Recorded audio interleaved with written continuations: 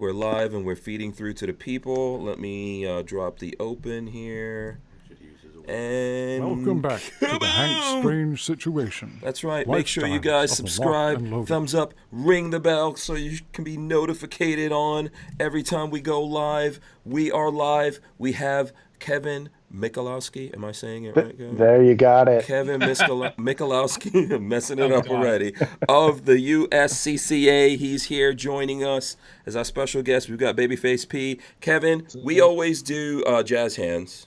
Just to get everything sideways going, like this, or you can do it however you want to. You could throw in your own little twist to jazz hands. All right, I hope you guys have your big girl panties on because we are live. Yes, this is episode 469 of the Who Moved My Freedom podcast, coming to you live from Gainesville land in north central Florida. That's where I'm at. Where are you at, Kevin? I am in beautiful Iola, by God, Wisconsin, right in the middle of the state. 1 hour straight west of Green Bay. Yeah. So. Is it by God or begod? Begod. Okay. Yeah, Wisconsin. Yeah, you got to draw out that Wisconsin. Oh boy! If anyone out there is from Wisconsin, let us know. And of course, Babyface P also in Gainesville. That's right. Yeah, by way of Tampa. If you could say, how do you say Tampa? Tampa. Yeah, there you go. And then we also have here, just briefly, behind me, we've still got. We can't get rid of Kevin Monder of Jolly Old England. Did you just call him Kevin Monder? Oh, what am I saying? Richard Monder. Richard Monder? Me. Yeah, it's too confusing. It's getting very busy around here. It's too confusing. But we do have Richard Kevin Monder. Do you have a middle name? James. Richard? James? Yeah. Oh, okay. Richard James Monder. Keep your hands off my balls up there, please, if you don't mind. Don't mess with those. Those are for instructional purposes only. All right. So yeah, we still have Richard here. No, I'd like to listen to this tonight. I'm not gonna, Yeah, he's not hanging around. He's it's my last night, so. Yeah. He's gonna go find him a nice lady. And, he's gonna be hanging out. He's gonna be hanging out in the background. But you're leaving tomorrow, right? Yeah, leaving tomorrow morning. Basically. So anything you want to say to the folks here before you get out of here? Thank you very much. It's been wonderful. Walter has been wonderful. Richard Hughes has been wonderful. Mm-hmm. Babyface, great guy. Thumbs up. Yeah. Hang on, I've got to get this right. Where are we? There it is. Yeah. He looks kind of ghostly because I have different lighting, reflection. I got all the lights on again. Yeah, but no, thank you to everybody that's been in the chat and everything. It's been a wonderful week. Right. We expect you back soon. Yeah, absolutely. Yeah, thanks for being here. Hope you get back to England safe. Yeah. If you folks out there want to get in touch with Richard, what's the way for them to do if they want to? My YouTube channel, RJM1011.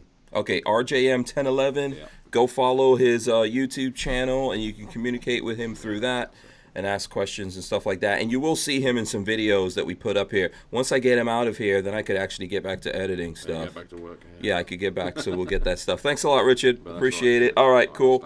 And then, like I said before, our special guest, Kevin Michalowski. Got it.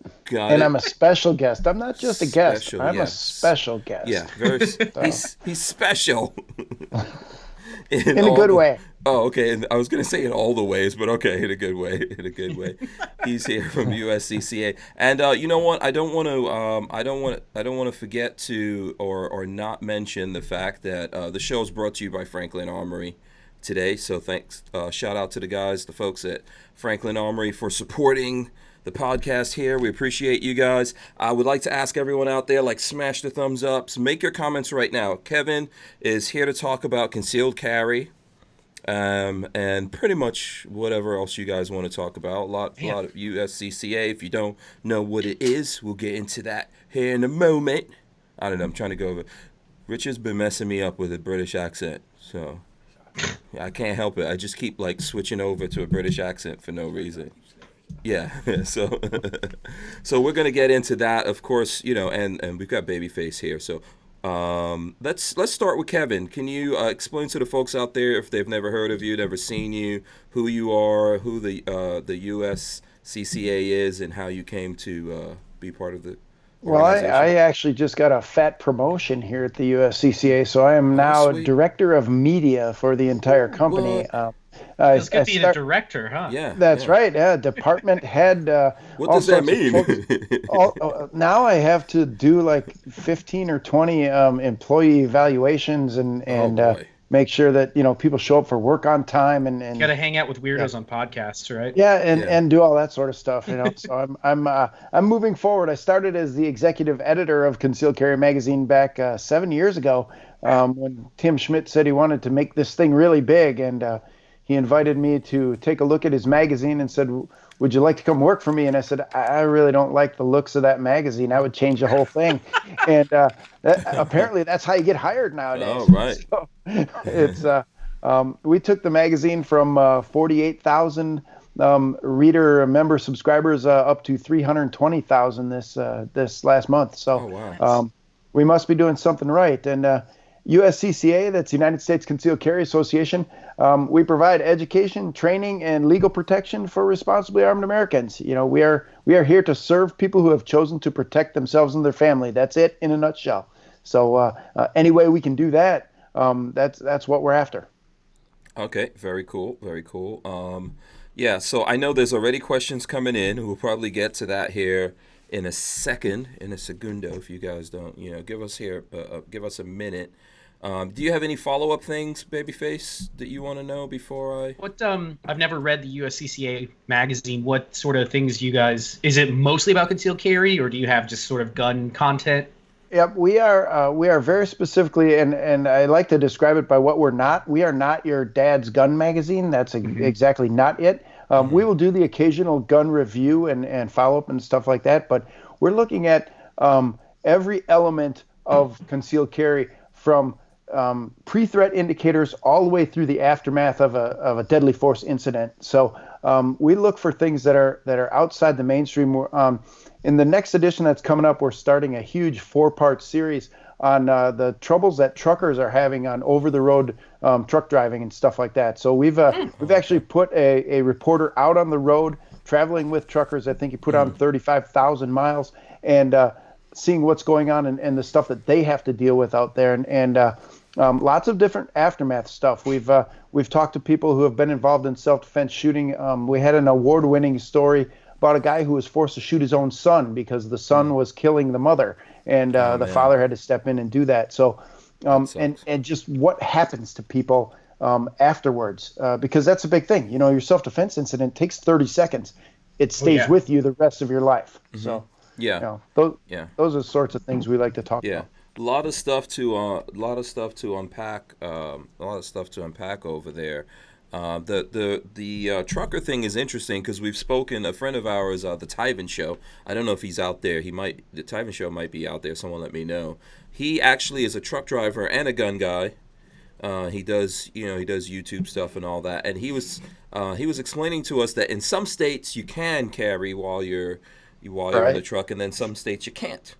Yep, and crossing over from state line to state line can make you into a felon almost immediately, and there's lots of guys who are realizing now, lots of criminals who can steal the contents of your truck, and then they don't have to deal with like the federal enhancers for drug crimes or anything like that. So there's all sorts of incentives for people to be stealing the stuff that truckers are hauling over the road. Yeah. And there's a lot of trucker policy, like company policy, that you can't carry, right? Yeah, absolutely. And wild. True. And think about where these guys are going, and they're driving at all hours of the night. And one of the stories this guy came up with was there was a system of shaken down truck drivers in Chicago where the guys were leaving the yard loaded up with stuff, and if they didn't pay the dude at the gate, he would just call somebody on a cell phone or text him up and say, this guy didn't pay his tax. And he would get robbed as soon as he made it out. The mafia. Those are mafia moves. That is, yeah. That's some organized stuff going on there. Yeah, right? Those are mafia moves right there.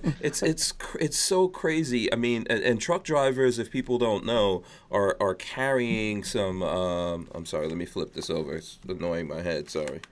Truck drivers are carrying some They carry the backbone of the country. Yeah, but they're carrying some expensive things. Yeah, that people they carry everything. Yeah. Think about a truckload full of microchips or something like that that's going back and forth through Silicon Valley. I mean, there's some very serious money going up and down the roadways. Mm-hmm. Yeah, absolutely. And then there's the case that we saw over in England, right? Where, like, remember where they found this tractor trailer and it had, like, what, 100 bodies or something in it? Oh, yeah. No, I don't know that one. Yeah. Oh, 39 bodies? Okay, 39 bodies. 39, Richard is saying. From Vietnam. Jesus. Yeah, from Vietnam. And then that guy is held responsible for that. I think that the guy who was driving that is in jail. What are you supposed to do? What are you exactly supposed to do if you're a truck driver and going through those things? And we have truck drivers here in America that would go through that. I don't know if in your reporting they did any border crossing. No, we didn't. Okay. We didn't leave the U.S. because we only cover our folks if they're in the U.S. You know, our membership benefits stop at the U.S. border. So. Oh, okay. Yeah. So that's pretty interesting. When is that coming out?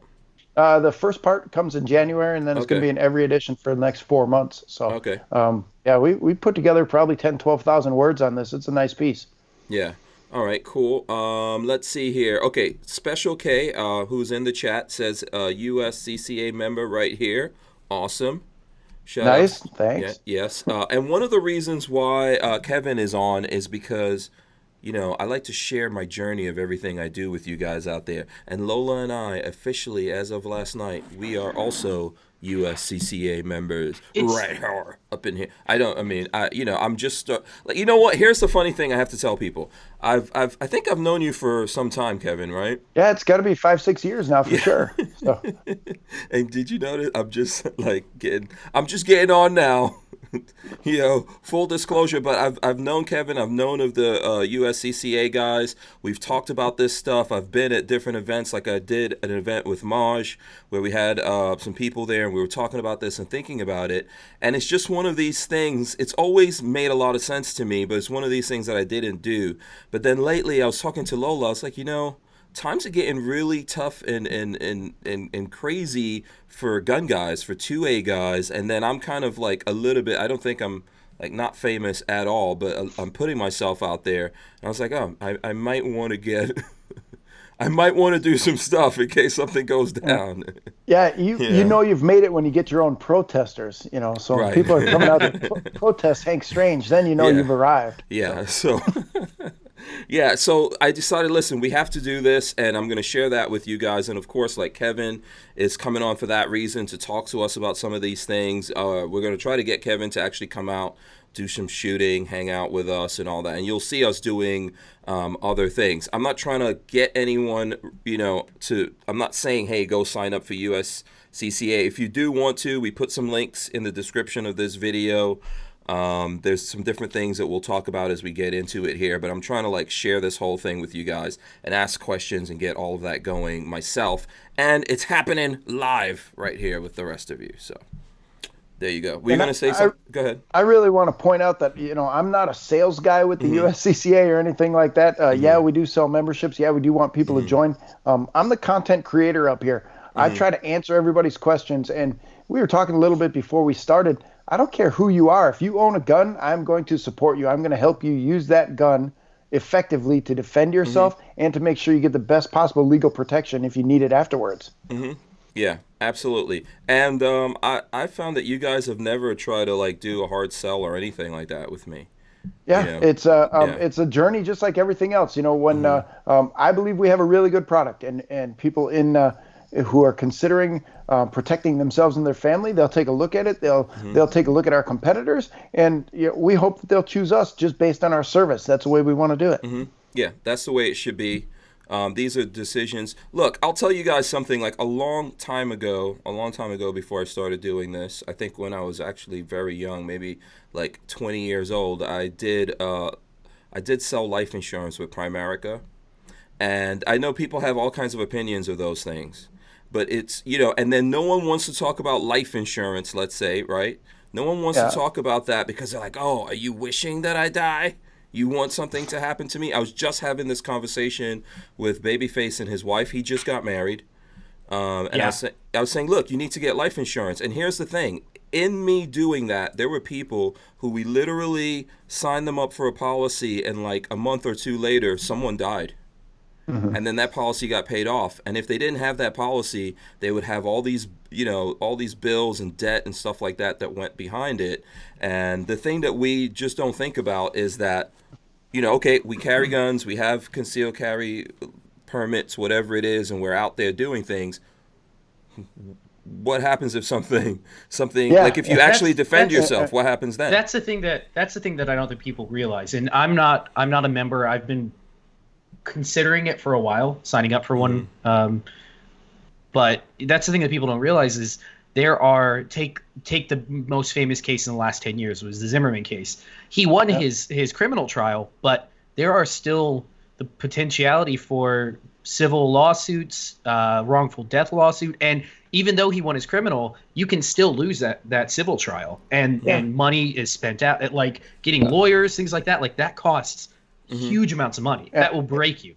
And people need to understand too that we're the good guys. After a shooting, we wait around for the police to come, and we assist in the investigation, which means we are in effect making sure that we need an attorney, because we're going to stand there, we're going to wait for the cops to come, and hopefully, you don't say anything. You tell the police officer, "I'll give you a full and complete statement after I talk to my attorney." Exactly.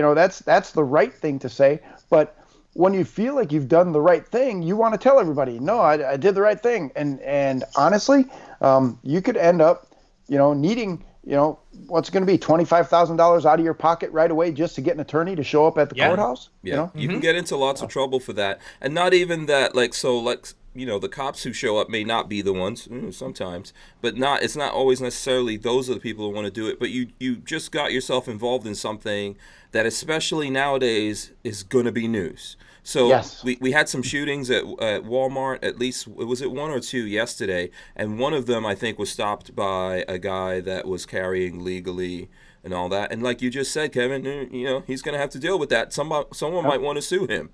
Yeah, absolutely. Oh, absolutely.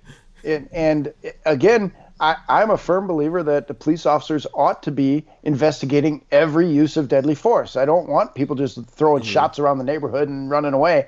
I want cops to show up when there's a shooting. And we stand there and we wait for them.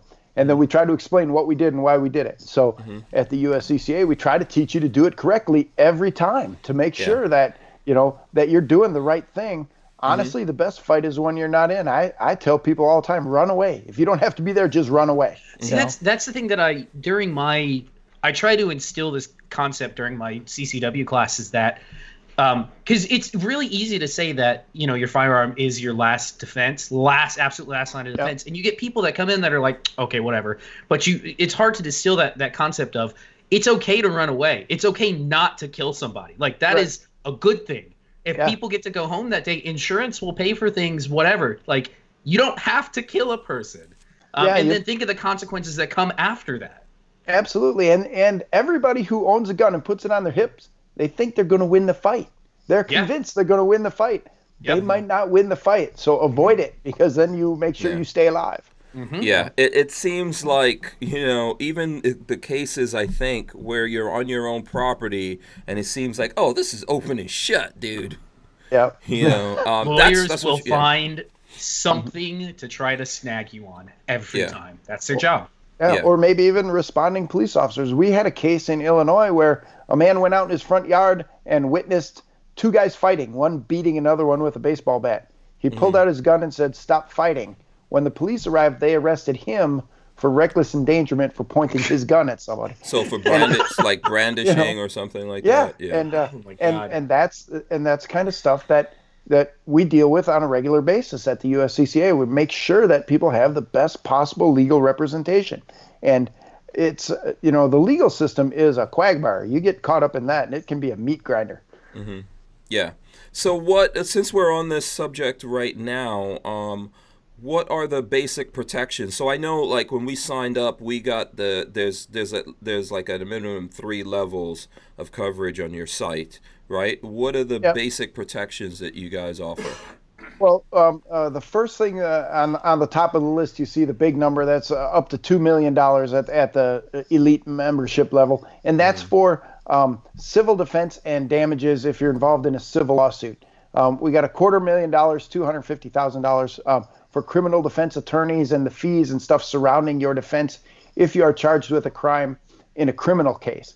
And obviously, you're innocent until proven guilty. But the investigators are going to be there looking at this from every angle, and they might decide that, hey, we didn't like exactly what you did. We're going to take a closer look at that. And as soon as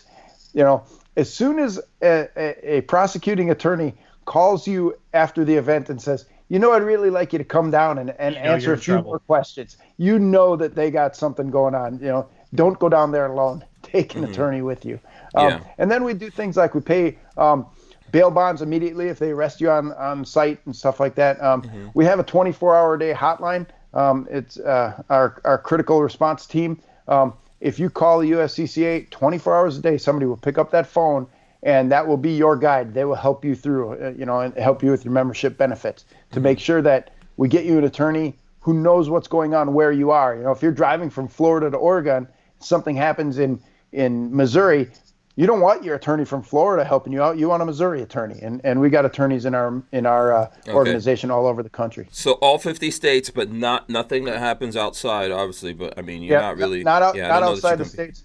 And right now we're having a little bit of trouble working with the state of Washington and of course New York and New Jersey. So we're pulling some stuff together to satisfy their legal requirements to be able to help our members the best way we can, because it's a very interesting group of folks. We got 50 different sets of state laws that we all got to comply with. So so you're saying, like, before you weren't having problems with these states, and now all of a sudden they're like trying to put roadblocks or something? Yep, they popped up and they decided that they wanted to take a closer look at what we did and how we did it. So we're working with those states to find the best possible way to serve our members to make sure that we help them out. But right now, New York, New Jersey, and the state of Washington, they're kind of slowing our roll. They're stopping us from doing what we want to do right now until we get it all figured out. Oh, okay. Was there a question you wanted to ask here, Babyface? No. I'm patiently listening. Oh, okay. It's interesting that these states, I think, to me, it's interesting that these states are like trying to make it difficult for you to do what you're doing. It's almost like they don't want anyone to be able to defend themselves there. Yeah.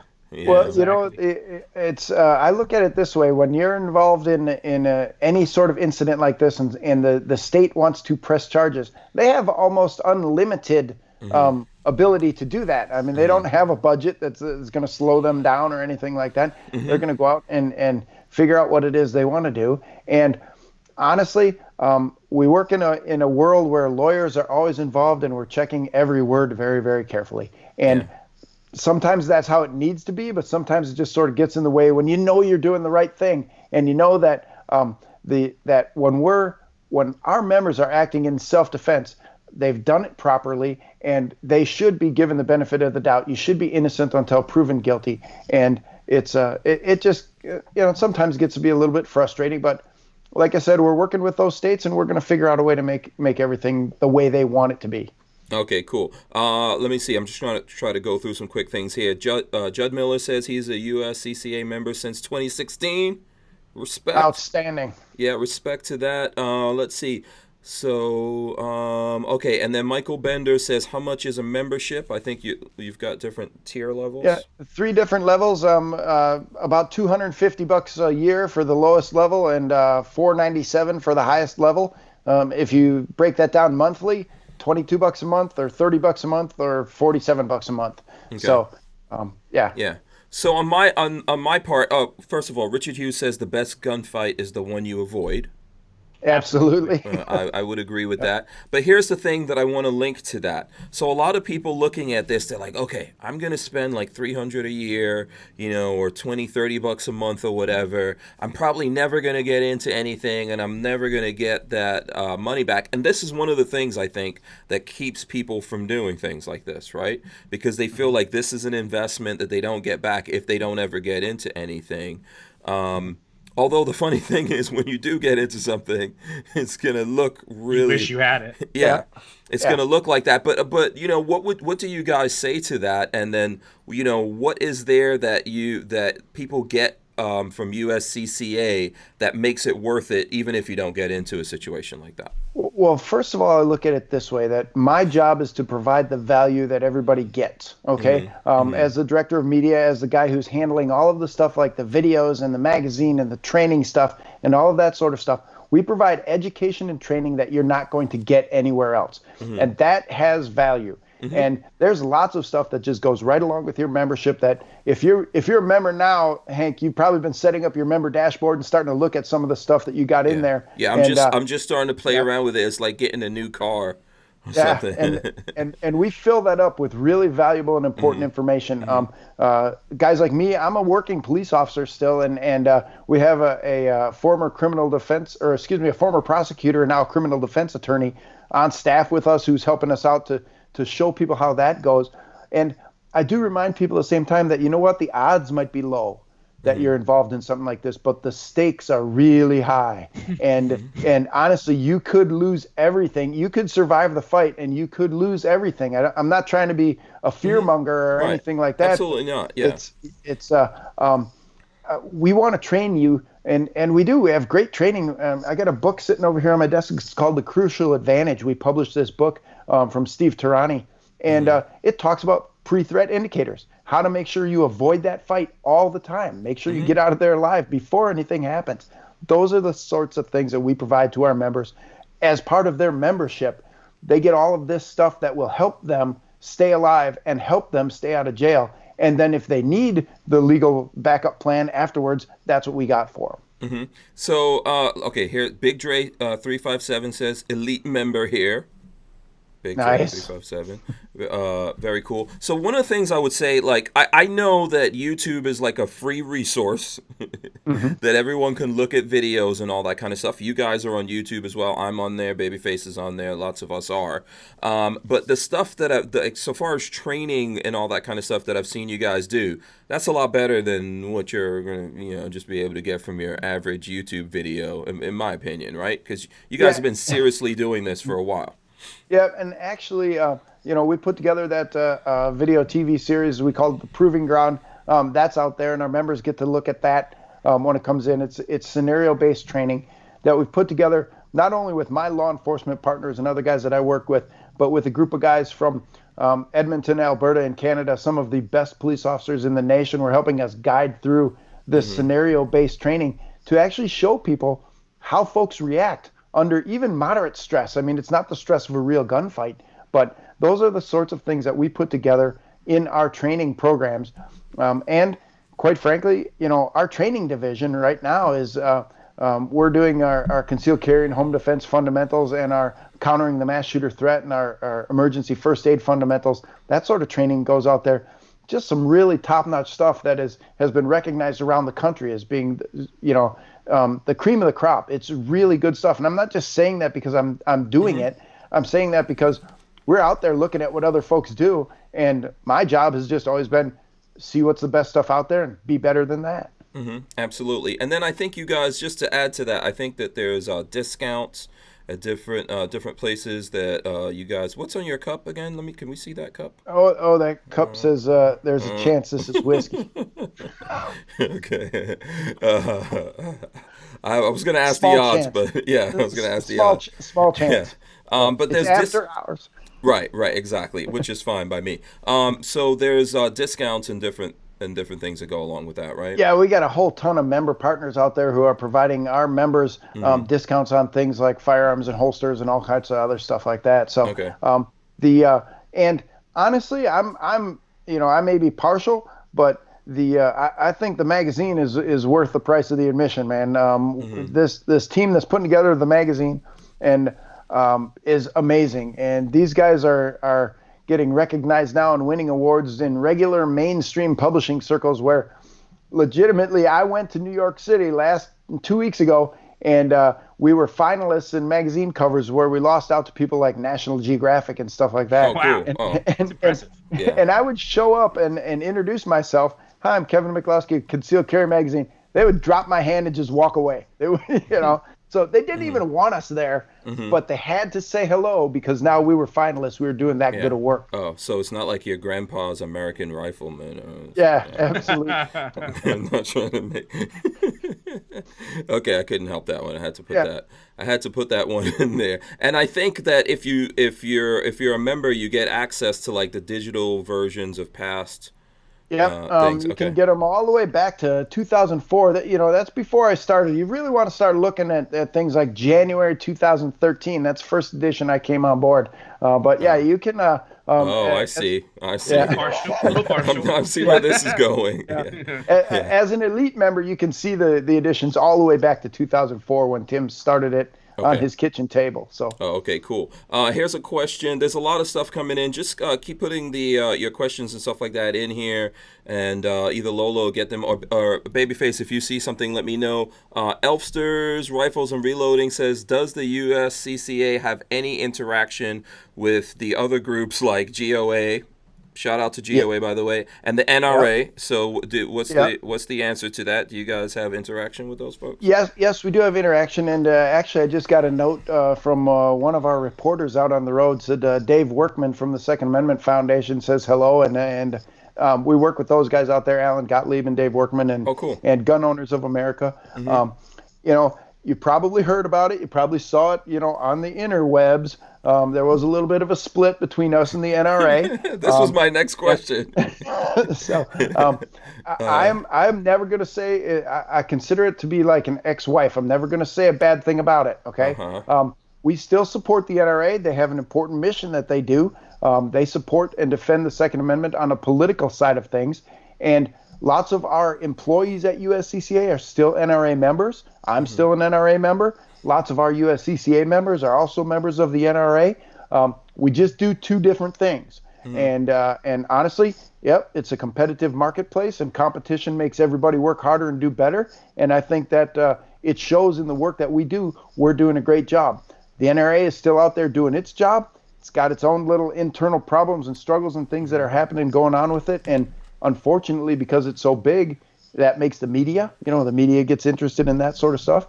But we're not, you won't see a USCCA booth at an NRA sponsored event. We're sorry about that. We'd like to be there. But, honestly, they do what they do and we do what we do. Right. So can I just backtrack for a second here? Back, when was this? Like 2 years ago? Yeah, about that. Two and a half. It was like literally a couple of days before NRA Show. I can't remember. Was it it the one in Dallas or? I can't remember where we were. I think Louisville. Yeah.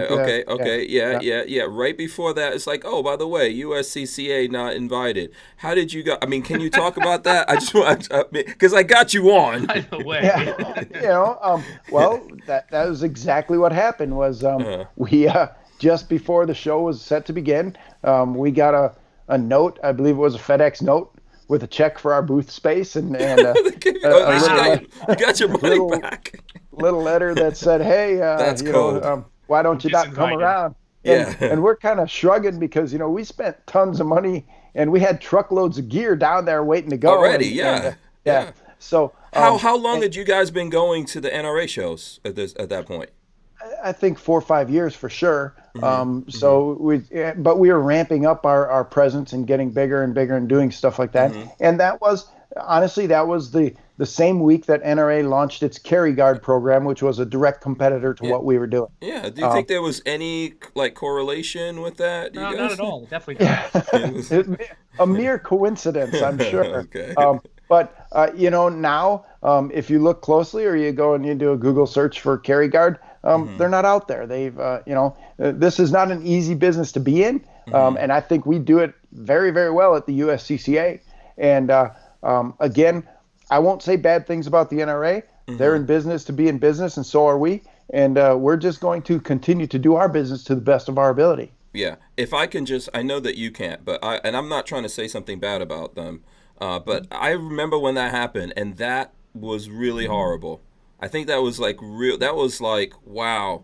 I thought we were all in this together, gun guys, Second Amendment people. I know that they were getting into the business and all that. I get it, right? Competition, awesome. But man, that was some cold-hearted stuff right there. Yep. Well, I can't disagree with that. It was. I understand. I understand. It did come as kind of a surprise to us, but again, you are right. We are all in this together, and we want everybody who owns a gun to be able to do it however they want to. It is your right. It's your basic human right, and it is preserved. That right is preserved by the Second Amendment. So of course we support that. And again, I'll just go back to the same thing I say over and over.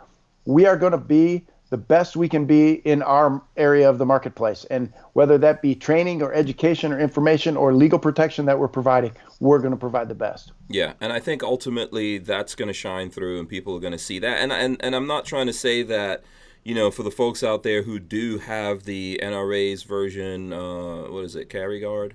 Or something like that it's not the best or anything. I'm not trying to even, get into that conversation. I think ultimately, listen, do something. Doing something or having something is better than having nothing. And ultimately, people will find out what works for them and what doesn't work for them. Pixamite has this comment in this vein. He says, we have job insurance in the rail industry. If we get fired over company nonsense, we get paid every week until we're cleared of charges and reinstated. Better to have it than not. Yeah, absolutely. Yeah. So that's it there. I don't know if you have any questions or comments, Babyface, in this whole NRA thing before I move on. No. But yeah, I couldn't let someone from USCCA come on here and not.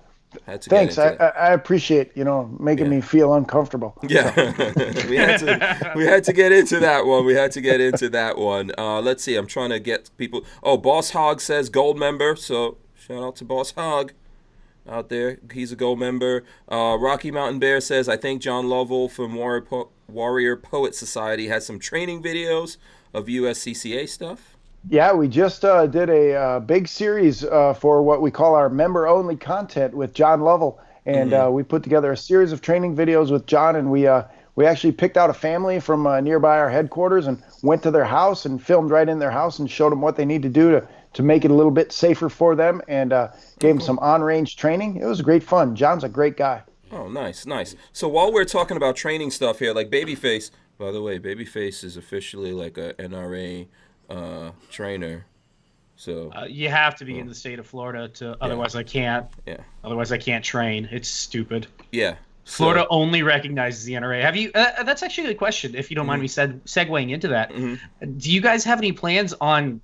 Is that a known issue for you guys? Actually, we have multiple states. Yeah, we have a full-time person who is working within the state legislatures to make sure that our training protocols can be brought to the state and can be used and certified for USCCA training. I believe there's 26 states that require some sort of certification, and a few of them specifically say it must be NRA certification. So why would that be? Why is that? Well, the NRA has been around the longest, and they've been the training organization for the longest, and they work very well when they're doing things like political organizing and moving in those circles. So nothing nefarious going on there. No, not at all. Okay. Yeah, I wouldn't say anything nefarious. I was going to say crazy. Remember, Marion Hammer is from Florida. That's okay. And again, the NRA has been doing this sort of training for a long time and had the opportunity to talk at the state level. The biggest problem that we have with a state would be Missouri, which means we have to go to every individual county and get the county to approve our training. Do you know offhand how many counties there are? I think there's like 71 or 68 or something like that. So, that's crazy talk. I thought Florida had a lot of Does Florida have more or less counties than that? Because that's a lot of counties. I know we've got 72 here in the state of Wisconsin, and I'm thankful that we didn't have to go to each and every one of those. But yeah, we have a state compliance person who makes sure that we reach out to the state. We follow all of their directives and all of their laws and stuff like that. So we also have one woman, shout out to Bonnie, because she handles our state laws page, uscca.com/laws, and we keep that thing up to date every day. I mean, she is out there checking on new laws and changes and stuff that's going on every single day. Oh, okay. Is that an app or something? That's got to be a hell of a job. Yeah, it's right on our webpage, just uscca.com/laws. Reciprocity map and a complete overview of all your state laws So it tell Okay. you where you're going to be legal and Okay. if you can carry your gun while you're hunting and all that kind of stuff. Okay. Is that an app form that you could get it on your phone? Yes, you can find Okay. our yep. So the USCCA app is out there in the App Store and Oh, okay. that, I need to get up on that then. that Well, will even if you hook that up with your GPS, it will tell you when you cross state lines into a place where your permit is no good. What? Okay, I'm gonna get that That's right pretty now. cool. I'm not Yeah. gonna lie. That's Let me pretty see. cool. I could probably throw this up on my. Let me see. USCCA US. I don't know if I have it already. Let's see here. USCCA. Oh, there's the app. I'm gonna get it. You guys are witnessing history happening here. Is that right? Yeah, is that what it's Get called? the app. It's a Yeah, technological marvel, get is in what the it app, is. Doing the face ID to get it. Okay, so I got that. That's downloading right now, Kevin. Right now. I'll show it once I get it on my phone. We'll throw that up on the screen here and let everyone. Thanks to Lola, by the way, for bringing me. So, do you want a soda or something like that? Oh, you got yourself a soda and didn't get one for old Hank Stein? You've still got half a bottle of water. Oh no, I switched between the water. Okay. I switched between the water and the soda Okay. while I'm doing the show, mate. Well, I would have got one if you said. I'm just messing with you. All right, so yeah, cool. I'm gonna get this app, so you can use your GPS. Yep. And then okay. Plug in your the state in which you have a permit. You know, so I have a permit in the state of Wisconsin. So when I'm driving south and I get to the Illinois state line, the app starts buzzing and ringing and doing stuff. It says, "Don't go to Illinois. You're not legal. You can't get in You're there." not welcome there. Yeah, no, that's a good idea. I have another app like that called CCW, but it doesn't do. I don't think it does the GPS thing. So that's actually a pretty cool feature. I've talked about that one before, but I'm gonna get this, and then I'll talk about this going forward as well. I want people to know this. I'll tell you why, man. You can get in trouble going across state lines. It happens recently when I was in New York. Someone was telling me about a guy in Georgia that had a CCW for Georgia, and he went to New York. I think him and his brother were involved in like jewelry business. He went to New York with his concealed carry gun, had it in the hotel, put it in the safe, but I don't think the safe was locked. And the maid found the gun there and called the cops. He got arrested, and they're offering him like a plea thing of 2 years, which he then becomes a felon, loses all his gun rights. No thanks. Yeah. No, not at all. And I know that New Jersey state troopers were specifically monitoring Florida license plate vehicles because Florida attaches your concealed carry permit to your driver's license information. So it says when they type up the number in the police cruiser, it says, yeah, that guy's got a concealed carry permit. Pull him So over. they go looking for those people? Let's stop him and see if he's got a gun in his car. You know? Yeah. So really, listen, and it's not gonna. I don't know if you would USCCA help you out if you got into a case like that, or no, because you've done something that's against the law. How does that work? If you're transporting your gun, now federal law allows you to transport your gun locked in a case in your vehicle through the state, as long as you're not stopping. If you don't stop, to go do anything else, you can drive all the way through. Federal law allows you to do that. So yes, if you get stopped in a case like that, USCCA does, will provide you an attorney, and we'll start, we'll help you out on that. We had a guy from Pennsylvania who got rerouted on a detour into New Jersey because the roads were closed. While he was there, he got T-boned, got hit in a car accident. Somebody else hit him, and then police search a vehicle incident to the car accident, and they find his gun.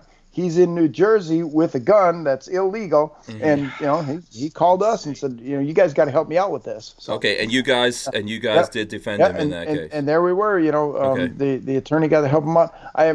I'm sure that I'm going to get talked to by our legal department, for mentioning cases or something like that. There's no identifying features in there, but and also you're not a lawyer, right? Yep. I'm not a lawyer, and this is not legal advice. Yeah, exactly. Yeah. Yes. Yes, we provide services for stuff like that. So yeah. Look, a lot of things can happen. You really don't know. Like, you try to be careful. I know when I was going to New York, I went through my vehicle. I was like so paranoid about taking things up there and all that. Never know. They'll find a shell in your pocket and go, oh, nope, can't have that. So, well, the funny thing is, like, I know. So, for example, I took my pickup truck which is a Ram, and what I like about them is they have a whole bunch of compartments all over the vehicle. Right. And then when I was there, I was like, oh, wait a second, I didn't check, because sometimes I put like ammo. There's these things in the back that I put ammo, or I throw guns in there or whatever. And I was like, wait a second, I didn't even check that thing. But I was already in New York. There wasn't anything in there, and I didn't get into anything. But you never know. You didn't think of it. Boom, you wind up somewhere, and now you're in trouble. I carry my revolver in single action. Says my legal expenses are off the chain. My uncle been through it. Trust me, it's worth it. So there you go. That's from him.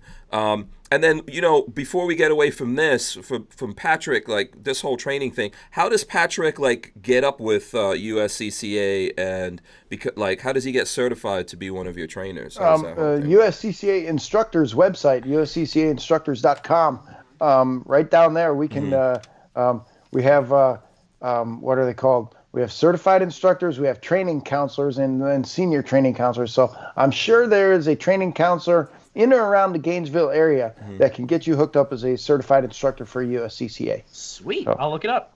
Yeah. Okay. Is there a cost behind that? Yeah, but I don't know what it is, so I don't want to say. I looked a minute ago, and it looked like it was $250 maybe. Yeah, okay. I don't want to say the wrong thing. I could probably look it up here, but that certainly would cause some trouble. So. Yeah. Yeah. So let's see. Joseph Anthony says he's a life NRA member. Listen, look, lots of us supported the NRA. I never became a life member. With everything going on, I kind of I used to just do it every year. Even Richard here with me. Are you still an NRA member? Yeah, I'm a life member. Oh, you're a life member? See, so there you go. 2013.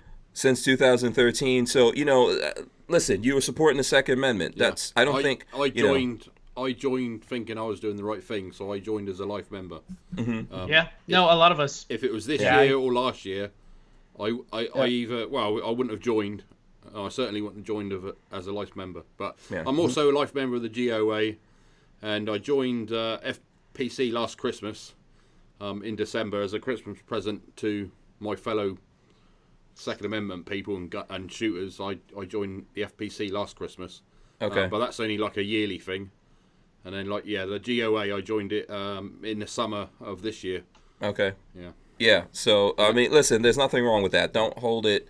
Don't hold it hold it against yourself or something like that for doing it. Yeah. We're not angry at you, but somebody is angry at me, Hank. So I got a note that popped up on my screen here, because certainly whenever I speak, they have people monitor me to make sure that I'm okay. I need to differentiate. The USCCA legal coverage that we provide is only for self-defense incidents. We have what's called the USCCA Legal Defense Foundation for those things like when you're in a car accident and you need assistance on stuff like that. So I need to make that real clear to everybody who's watching and stuff. Okay. That the USCCA your membership coverage covers self-defense incidents, and then we have a legal foundation that helps out our members and folks in other areas like that. So you can reach out to us and see what kind of help we can provide for those sorts of incidents. But we want to make sure that everybody knows your USCCA coverage is self-defense incident with any legal weapon. You don't have to use a firearm. You can, as long as the weapon is legal for you to own and fists considered legal weapon? Absolutely. Okay. If you use your keys, whatever you use, right? Okay. Yep. Yeah. So, I just want to make that really clear so that nobody can come back and say, but Kevin said you would cover that. And then next thing you know, I'm living under a bridge and I can't buy food anymore. No, we don't want that. Also, a couple of things here. We have over 100 people watching us live right now. Shout out to everyone who's watching us, like 105. We got like 60 thumbs ups. It would be awesome if you guys would smash the thumbs ups right now. You can also share this video. Let people know that we do have Kevin from USCCA on here. Make sure that you ring the bell and subscribe to the channel and all that kind of good stuff. But it would help us out if you smash the thumbs ups in terms of getting this floated up. We're already being suppressed out there. So, but it's awesome to see the over 100 people that are here. Also, another thing, Lola gave me a note. She says there is a link in the description to USCCA to get information. and view all the plans. If you're listening to the audio on iTunes, Spotify, etc., you could text code STRANGE to 87222, 87222. So you could text STRANGE to that, and they'll send you the link and all that kind of good info. So thanks to Lola for that. We're going to talk about this more and more in the future. But what I wanted to do was get everyone introduced here, get your questions in. Babyface, if you have any, I'm going to scroll through here. Oh, you know, I'll ask them when I got them. Oh, okay. I'm not shy about questions. Yeah. American Freedom Outdoors says Iowa has 99 counties. How many counties are in Florida? Babyface? You want me to look up how many counties are in Florida? Yeah, I want to see if Florida is the king of the counties or not. No way. California's It's got to be Texas. Look at how huge Texas could be. Yeah, let me true. see. E-Rock says 67 counties in Florida. Oh, man. Okay, so yeah, we're not going to win that one. Let's see what else. The Motorboater says, what are your annual fees for carry insurance? I'm a member of Texas Law Shield. Just curious. So yeah, didn't we just go through that, or did I mess it up on my web page right over here? Let's get back to this annual fee for elite membership, and that's what you're going to want to be. You start right at the top. Is $497 per year. It's $47 a month, and I encourage everybody to go out there and compare. I'm not going to say that ours is better. Go compare. Put the two plans side by side. Put the all the information that we provide, the magazine that we give you, the videos that we provide you, put all that stuff side by side, and you'll see that USCCA is the best value out there. Yeah, absolutely. And Zeke Shoot says, Hank, a similar situation happened to a lineman when I went to New York for Hurricane Sandy. Oh, man, I know. That's, yeah. It was I thought it was a Tampa Bay football player that had the same issue. Oh, really? That he was out? Yeah.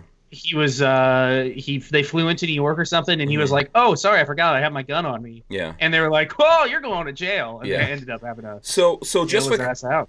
Right. So just for clarification on that, Kevin. So if someone is a member of USCCA and that situation happens to them that they wind up in a different state, and for whatever reason they get into legal troubles because of what they have, or maybe magazine capacity or something like that, or this license plate thing, which people are really pissed off about in the chat. Yeah. You guys do cover that? What we have going on for that is a legal foundation, and that's they have to send us a request to for the legal foundation to help them out, and we'll take a look at over and route it through the USCCA membership benefits that we put out there are only for self-defense incidents. We had to clarify that to make sure that we're good in all the states that allowed us. So the legal foundation helps out with other stuff. Self-defense is your member benefits. So let me just dig into this a little bit deeper. So the legal foundation, does that only cover people who are members? I don't know. That's one of the questions I'm going to ask. Yeah. So let me ask that right now. Yeah, I'm just curious about that because we see different things. I forgot. I can never remember her name, but there was a young lady who was a resident. Do you remember that of I think Pennsylvania? Maj has done stuff with her before, and then she was in New Jersey. Remember, she got pulled over. Oh, I think I remember that. Yeah. Oh, Shaneen Allen. Sounds familiar. Yeah, this is one of the things. Like it sounds really crazy. I mean, I think people need to hold themselves personally responsible in today's day and age when we've got the internet, everyone's got phones and stuff like that. You need to really be aware of what's going on, in these different states. You really need to think about it. Don't just like, oh, my state allows me to get the guns, I'm going to get the guns and not think. Yes, it should be everywhere in America. You're covered by the Second Amendment. I agree. But you have to think about this before you get into trouble. So that's the reason why I'm asking, like, whether or not you guys use that foundation to help folks who are outside of being members. Look at this. I just got the USConcealedcarry.com foundation page here. And it says, it is to help responsible gun owners fight unmeritorious prosecution and unconstitutional administrative actions like emergency risk protection orders and other things like that. Financial assistance from the Legal Defense Foundation may be available to all USCCA members and responsibly armed Americans who find their rights to protect themselves or their families under attack. So it will help everybody. But you got to apply to the foundation. You got to state your case. You got to say, folks, I need some help on this. It's an unmeritorious prosecution. You're already kind of in the shit if you need to go for that. Yeah, you're already in a little bit of trouble and have to put some money out of pocket. Something has happened, and the Legal Defense Foundation may, and this is not a promise. This is we're going to look at this individually and see what we can do to help you out. Yeah. The USCCA member benefits cover you in a self-defense incident. For other sorts of crazy prosecutions or something like that, we have this foundation which may help you out. So yeah, it's kind of a tough thing. I know when I come across these stories, I always tell, like when someone was telling me about that in New York, I told them, hey, if the people involved in that, if they could somehow get me some kind of written thing of their story, then maybe I could pass that on to GOA, maybe USCCA and some other folks that I know. We could talk about it and see what we could do. Maybe the gun media like MLN News and Truth About Guns, etc. That we could try to help you out. It's kind of tough once you get into that. Ultimately, what's that legal thing? Like ignorance is not. Ignorance of the law is not a defense. Yeah. So. Yeah. And I just got another note, Hank, to remind people and they're imploring me to remind people that the Legal Defense Foundation is not part of your USCCA membership. It's something totally separate. So I can maybe even send over that information and let folks know about that.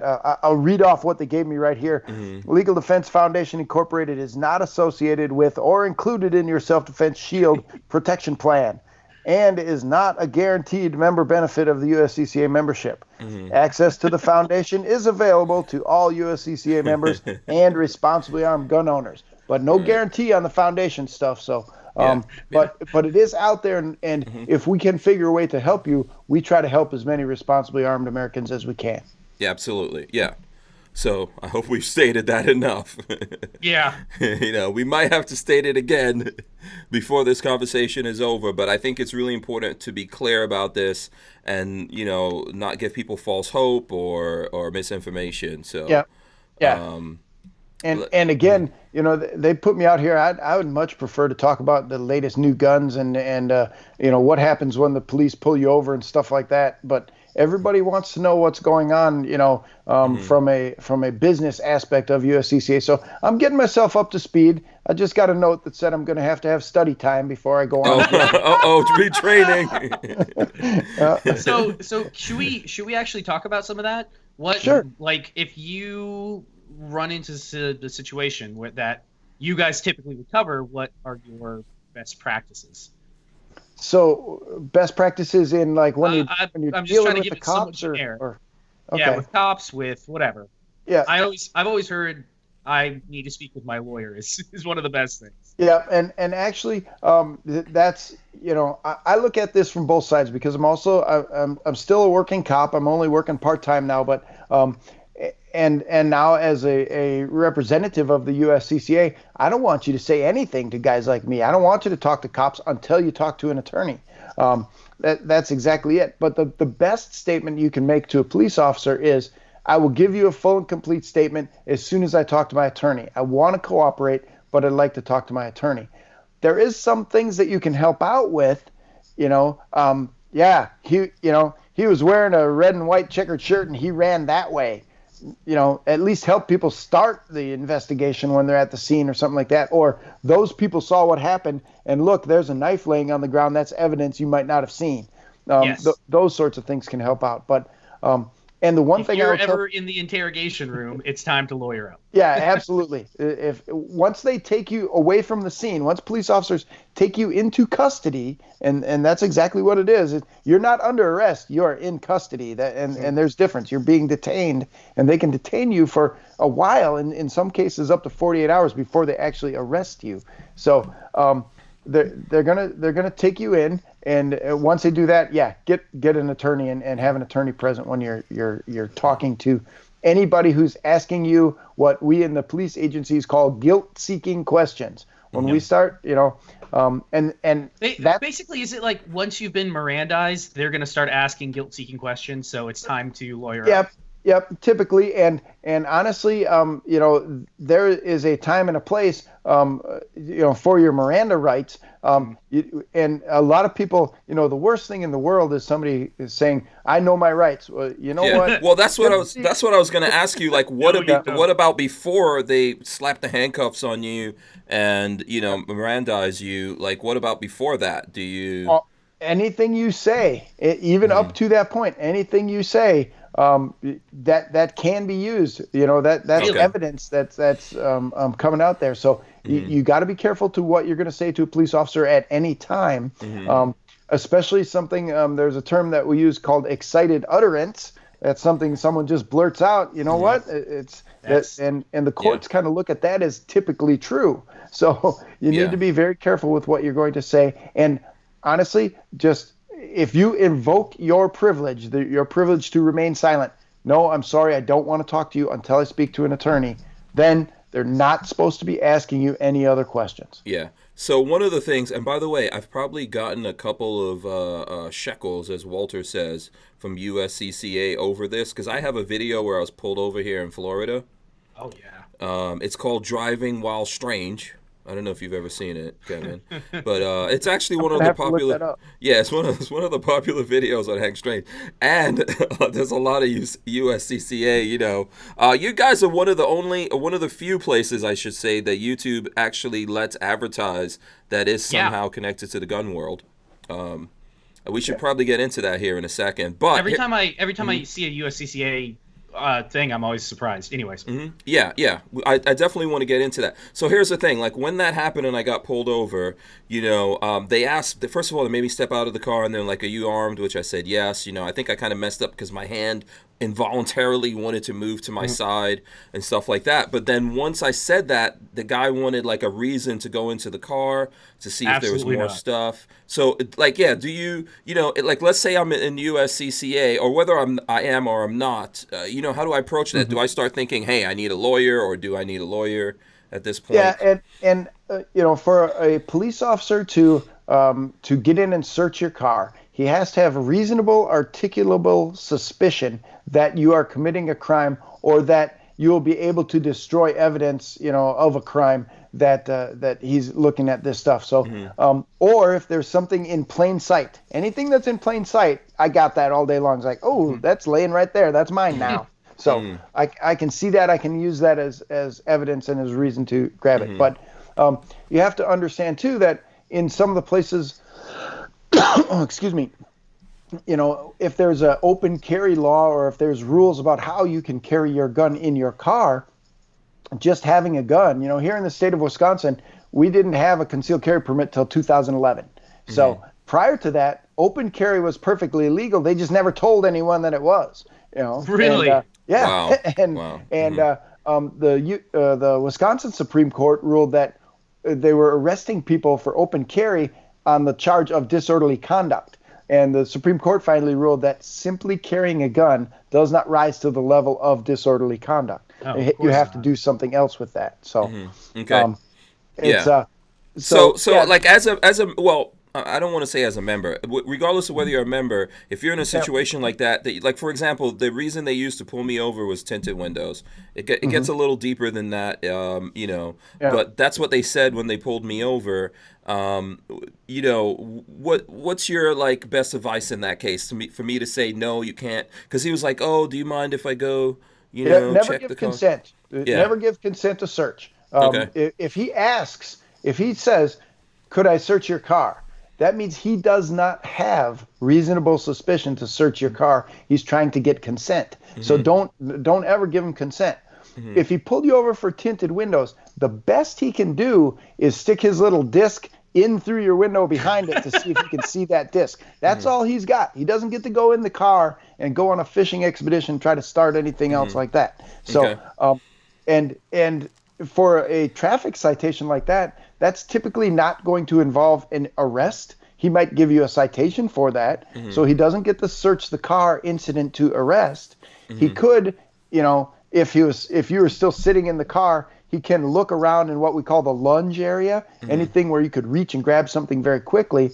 But again, we're looking for stuff that's in open view that we can see going on right there. So when a police officer asks for consent, it's because he doesn't have a good reason to search your car. He's just trying to get consent. Yeah, I'm gonna give you a chance to look at that, and maybe one of we'll do a follow-up thing on that whole video, or maybe when we're together, once you've had a chance. There was another thing. I don't want to get into specifics on it here because I'm trying to keep someone from getting into trouble. But there was another story that we did talk about with a young man that was on a college campus, and like he works for a firearms company. He accidentally, like he was late, wound up on this campus with the firearms, which he wasn't supposed to be, and then like you were saying, there was a little accident, and then the campus police were like, oh, if you cooperate and help us out, because I think someone saw like a magazine or something like that sitting on the seat, right? Firearms magazine, not the paper magazine, but an actual magazine that holds cartridges. And so he helped them out and let them have access. And they screwed him. Yeah, and so now he's got massive problems, highly likely to become a felon now, not even be able to work in the firearms industry. What do you think about a situation like that? I really like it when people cooperate with law enforcement when I'm in uniform. But honestly, no, don't answer questions. Don't give up anything. Don't tell police officers you did anything wrong. It is our job to be able to prove it beyond a reasonable doubt. Okay, and that means we have to find the evidence legally. We have to make sure that we are doing everything in accordance with the Fourth Amendment that prohibits illegal search and seizures and stuff like that, and the Fifth Amendment that allows you not to incriminate yourself, those sorts of things. So again, when police officers ask for cooperation, why don't you just help me out, buddy?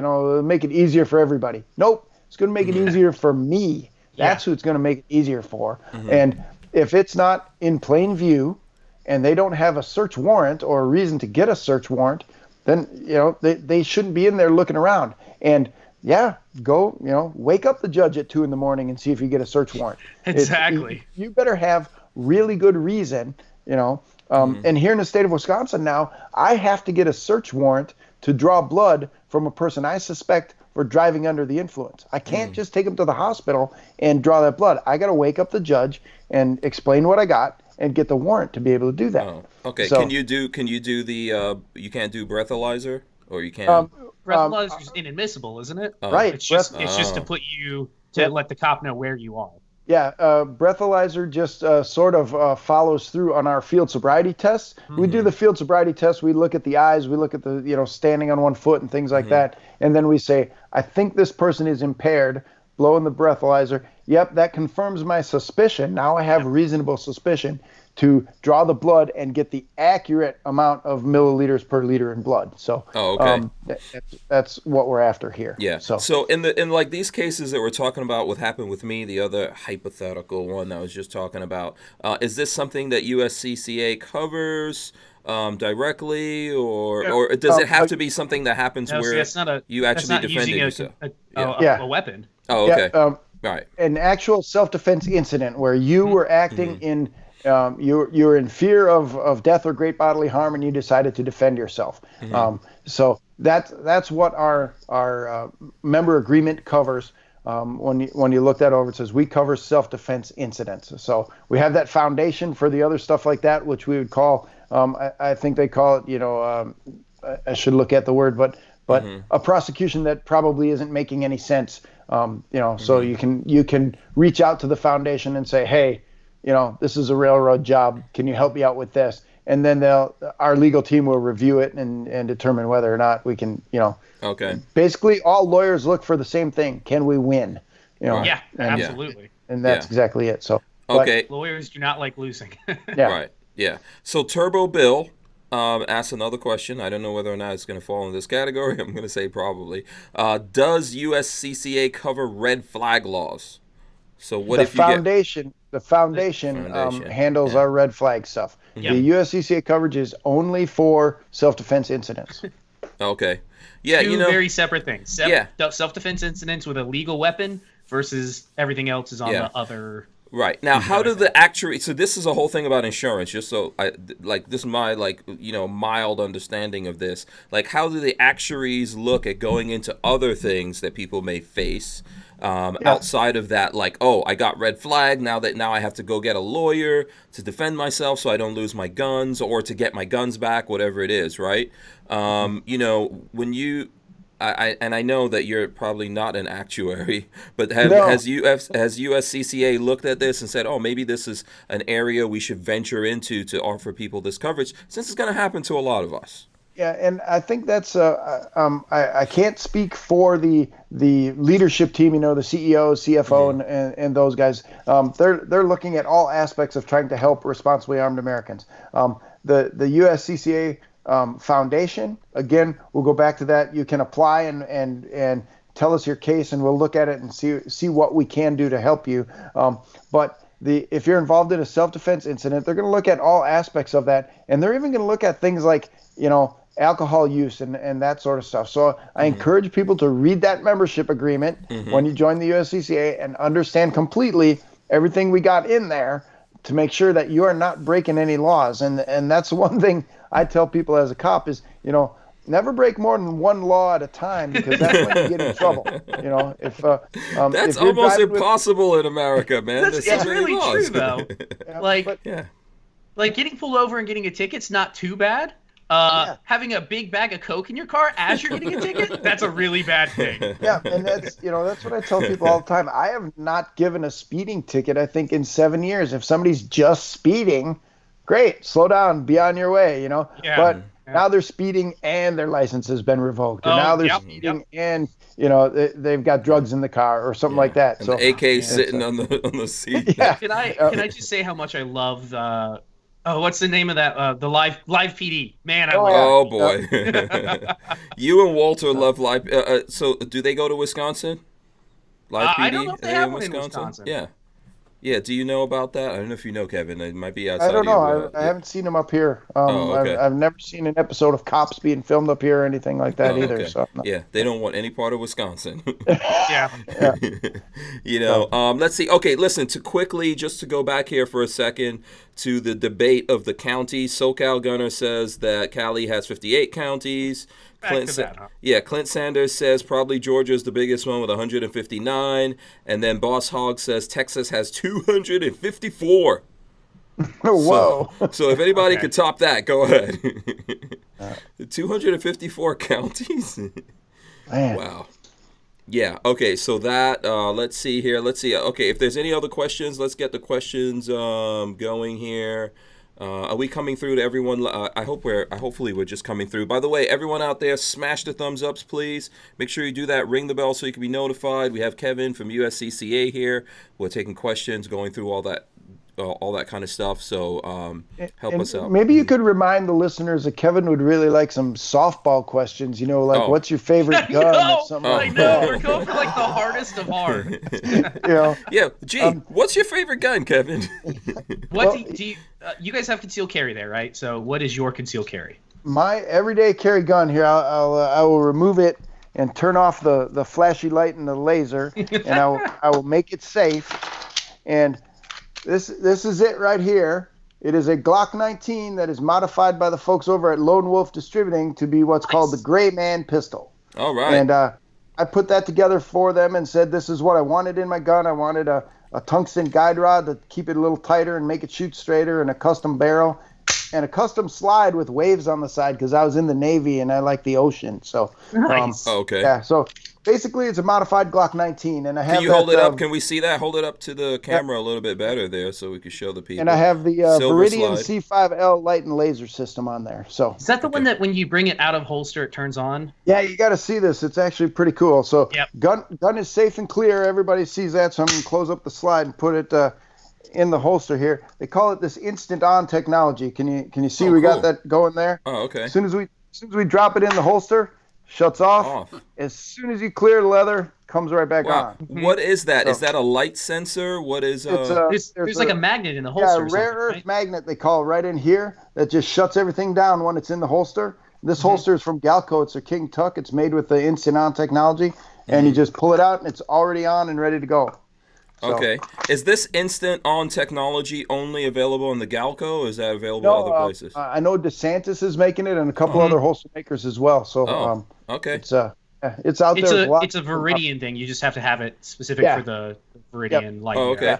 Yeah, I'm digging that instant on technology. Yeah, very cool. Here's another question, since Kevin wants some easy ones. The motorboater says off topic, but this which is exactly what Kevin's looking for right now. Give him a little break. Does Kevin carry a firearm off duty? If so, what's his go-to EDC? Was that the answer, or is it something else, Kevin? Yeah, that's the answer there. On duty, I carry a Glock Model 22, a 40 caliber. And off-duty gun has to be substantially similar to my on-duty gun, so I carry a Glock 19. So, and that's the reason for that, so that my training can cross over if I do something and I'm suddenly checked back on duty. You know, and then I was using a gun that's substantially similar, so I've trained and qualified and certified with that gun. So. Okay, cool. Do you have any other softball questions? I'm looking through here right now. So, what sort of protections do cops have separately from civilians? Because I know, you guys have that's like not shooting softball though. protections. But no, it's not softball at all. Actually, all the same laws apply, and I can only speak for the state of Wisconsin here. All the same laws apply, and actually, the idea of preclusion, which is deadly force, is the last thing we can use, and we can only use it if we're faced with an imminent deadly threat. And all of that stuff is investigated by our State Department of Criminal Investigation. They come in for any officer-involved shooting or anything like that. They want to look over everything that we're doing, and all those laws still apply. The reasons that we're using deadly force, same between officers and civilians, stuff like that. You know, and it used to be that officers would get the benefit of the doubt. Not anymore. You better have that on video because, you know, that's exactly it. Our local district attorney says he hates the fact that video cameras have come about because it used to be an officer would testify and people would believe him. Now, nope, it better be on video. So. Do you have to wear one of those vest cams or? We don't have body cameras in our cruisers here. I mean, I work in an agency that only has 5 sworn officers, so you know, the budget's still pretty small. You guys don't have a whole lot of first-degree crime, then, I guess. Yeah, actually, lots and lots of murders. Mostly what we're dealing with is DUI, a lot of underage drinking, and lately there's been in the county we had a couple meth explosions, and that shut down the meth operation. So you guys are good now. The folks didn't want to burn themselves up, so they've been starting to import heroin and fentanyl now, but. Good indication of where the meth dealers are. Oh, see that kaboom right there? I think that was meth addicts. They might be over there. Follow the smoke. Yeah, that's small town policing, though. I mean, I actually think that's the best policing in America, the small town policing. So here's a random question: when you pull somebody over, do you touch their brake light? Yeah, I put my hand on the vehicle when I walk up. You know, what's the reason for that? I just want to make sure that people know I've been at that vehicle, that I was approaching that vehicle, that if anything were to happen, they know that I was there. Yeah, I've always heard that it's like back in the olden days, they would look and say, okay, his fingerprints are on this car, and somebody in this car knows he was here. I see what you're saying. You're putting a fingerprint on there. Yep. Yeah. And I want to make sure that trunk is closed. That nobody's going to pop up out of the trunk and do something silly. Okay, I guess that's smart too. I didn't think about that. And honestly, we don't have a whole lot of, people will say, oh, you're living in a small town like that. We've had some pretty crazy people do crazy stuff. People are people anywhere. They get stupid. It's just that we don't have 100,000 of them, so, we don't get the 5 out of 100,000. We get it occasionally. But still, I've had a couple of different times where I was scared enough to pull out my gun and start, barking orders and thinking that my night's going to go bad. And then you get to see something really stupid, like a naked guy with a hatchet running around or something like that. Is it story time? Can you tell us? No. Yeah, I don't know. Tell us a story about a naked guy with a hatchet? The single worst or group of worst days was whenever we had to patrol the local campgrounds in the summertime. That's just out of control. So that's just a place where people they think they get to do whatever they want, and they don't. Yeah. So people think that small town policing is not dangerous. I could tell you, like my small town, What was that? That was over a year ago, probably like 2 years ago. The two guys just got executed? Yeah, this guy just walked up to them. Yeah, no, they were having lunch inside of a Chinese restaurant in town, and they were sitting down. This guy just walked up to them with a rifle and just shot both of them, and then went back to his car and killed himself. So yeah, I mean, it could go really bad. And most of the people you probably know, or you're aware of who those people are. Like, it happens in a small town, and even it could be someone that that they just snap like that. Yep. Yeah, and everybody around here has a high caliber deer rifle, or a shotgun or something like that. And it's probably 5 years ago now that we had an officer a few counties over who was killed by a man that he knew. The electrical crew was out there trimming trees for the power lines, and he wanted them to stop. So he came out with his rifle, said he'd had enough. They got to stop. They called the cops. He showed up. How it works. And said, "Hey, Richard, you can't be doing this. You can't be yelling at people with your rifle." The guy just pulled out the rifle and shot the cop. Oh man. Whoa. And it's those sorts of things that you can never really, you're probably going to be safe, but are you really sure? So I always err on the side of being extra safe when I'm out there. Yeah. And it's 11 minutes for another cop to get to me. So this is a long time. 11 minutes in life or death struggle is an eternity. Yeah. This is a very schizophrenic topic of conversation, because we were just talking about, and someone has a comment here which I'll read that goes along these lines, but we were just talking about things that cops could do and how to defend yourself against it. And sometimes cops do, they're human beings, and so there's bad ones and they do bad things, but at the same time, these are people who most of us want. We want to have police in our communities to some extent, and they're taking a risk, and terrible things could happen to them. And yes, they're also human beings that have families and all that kind of stuff, and they could lose their life. So it's, you always feel like, that's why I don't come down on the thing like, I hate all cops. I know sometimes we get that kind of stuff, but I don't come down there. I think there's bad cops and there's good cops. I especially appreciate my local guys, because like you just said, man, where I live, and those guys are rolling solo, and some of them are I know most of them, and some of them are even friends, and they're out there on their own. So 3 o'clock in the morning, something goes wrong, and they're out in the middle of nowhere. There's no one coming.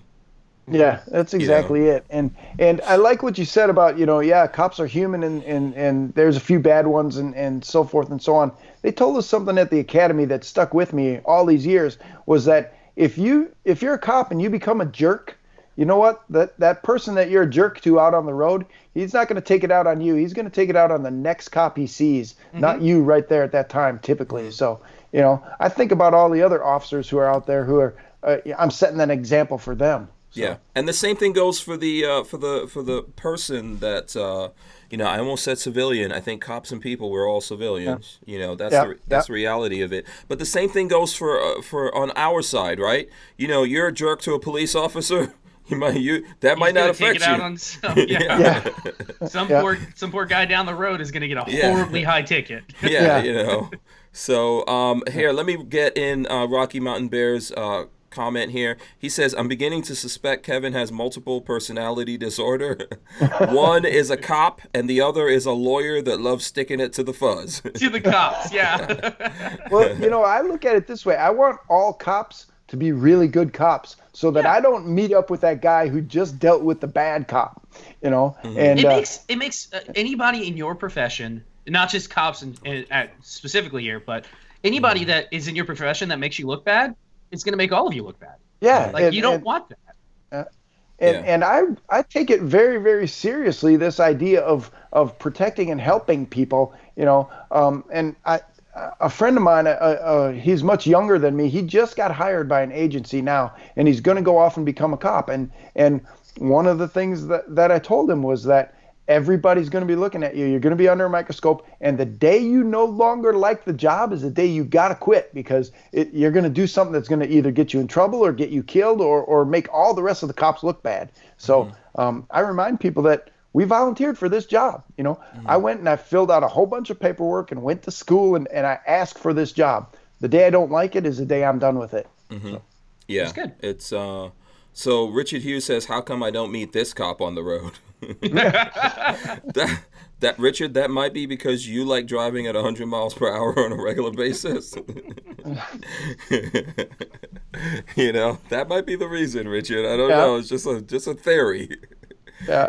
Just a theory. And Richard, how do you say hello when the police officer arrives at your window? Usually with his with Pebbles, his pet parakeet. Yeah. Well, I don't know how. Pebbles is probably in there often, right? Yeah. Okay, the pants. This is on the flip side of that. The pants says, a cop used a roll-up paper target as probable cause to search my truck for drugs once. That sounds pretty sketchy to me. Rolled up paper target. Huh. Wow. I don't, I apologize. I don't know. There had to be something I'm wondering where that is. Yeah.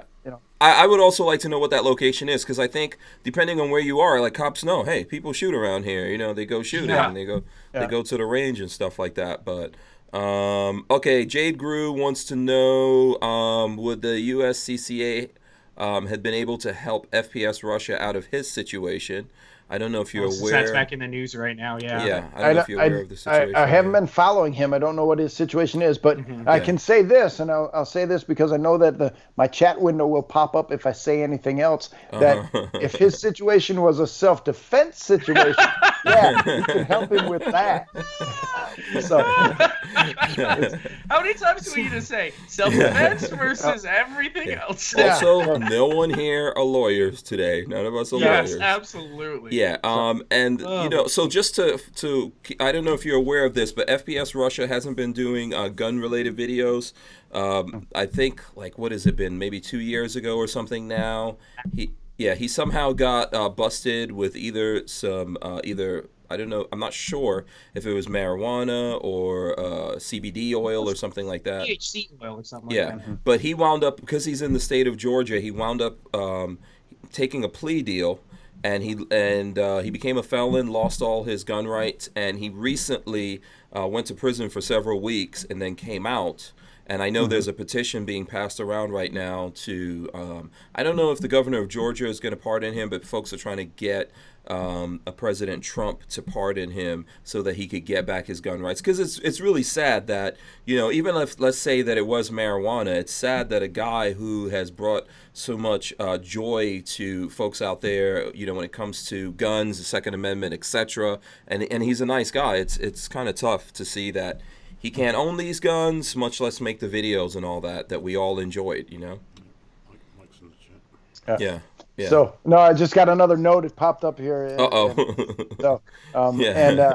And yes, again, sorry we couldn't have helped him with that.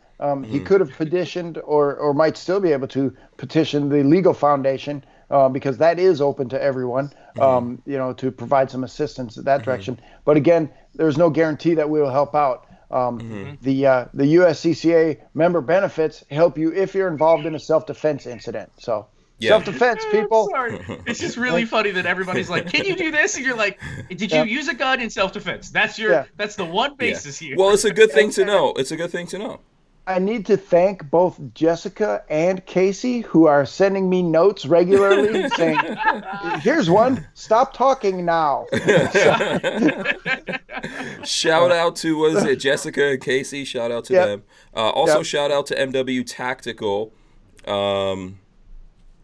As well. Let's see here. There was something I was going to say. Oh, Richard Hughes wants to know, would you rather fight one horse-sized duck or a dozen duck-sized horses?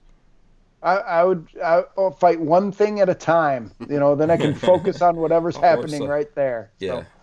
So. Horse-sized duck. Man, that's going to be some delicious dinner right there. Yeah. I like duck. That's good. I always vote the duck-sized horses because you could just kick them. That's my thought. Oh, okay. Let's see here. Like I said, shout out to MW Tactical. Let's see. I'm trying to see if there's any. If you've got anything, Patrick, let us know here. Someone wants to know why they would help FPS Russia with a drug charge. I think it's just that he wound up losing his gun rights there, and it's something that's in the news. You know what we're trying to do? We're trying to help folks out here and make everyone aware of what USCCA is versus what it isn't. I think that's what we're trying to do. I know one of the things, Kevin, is that, so let's say I'm a member, right?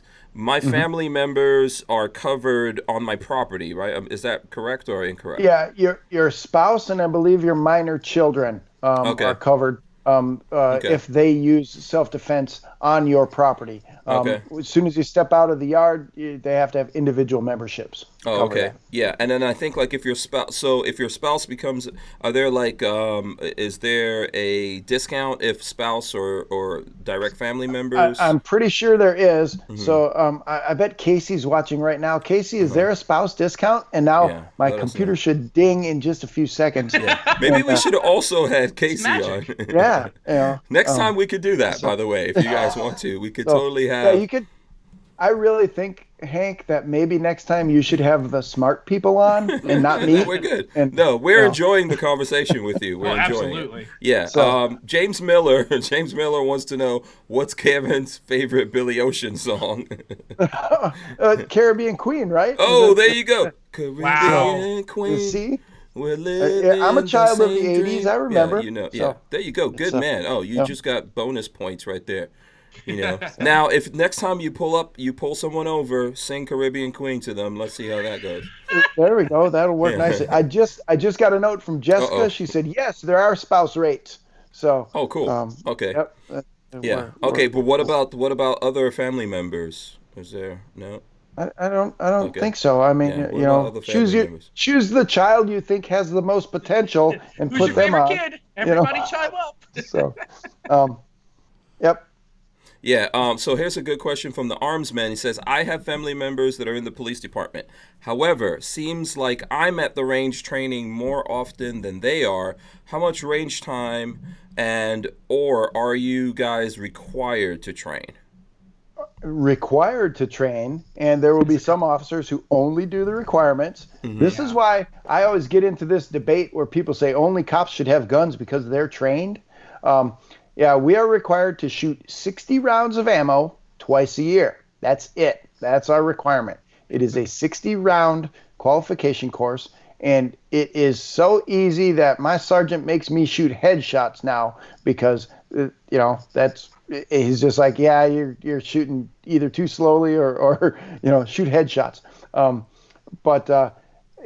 And there are some cops who will, police work isn't all about guns. That's not it. But when guns are required, you better use them right because you're liable for that.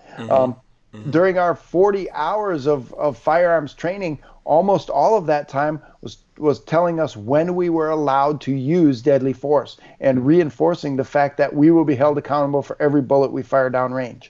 So, honestly, cops don't shoot a lot. Or I should say, some cops don't shoot a lot. There are other cops who are out there shooting all the time just because they enjoy it. But, the truth of the matter is I would much rather talk for 20 minutes than fight for 2. So if I can talk my way out of a fight, I'm going to do that because I don't want to have that fight because there's a loaded gun on my hip. And again, the whole world thinks they're going to win the fight. You might not win that fight. So. Yeah, no one knows what direction a fight's going in when it starts. You don't know how it's going to end. I mean, what was that thing that Mike Tyson always says? Everyone thinks they're a badass until they get punched in the face. Yeah, everybody's got a plan until you get punched in the face. Oh, yeah. That's more like it, yeah. So, yeah, exactly.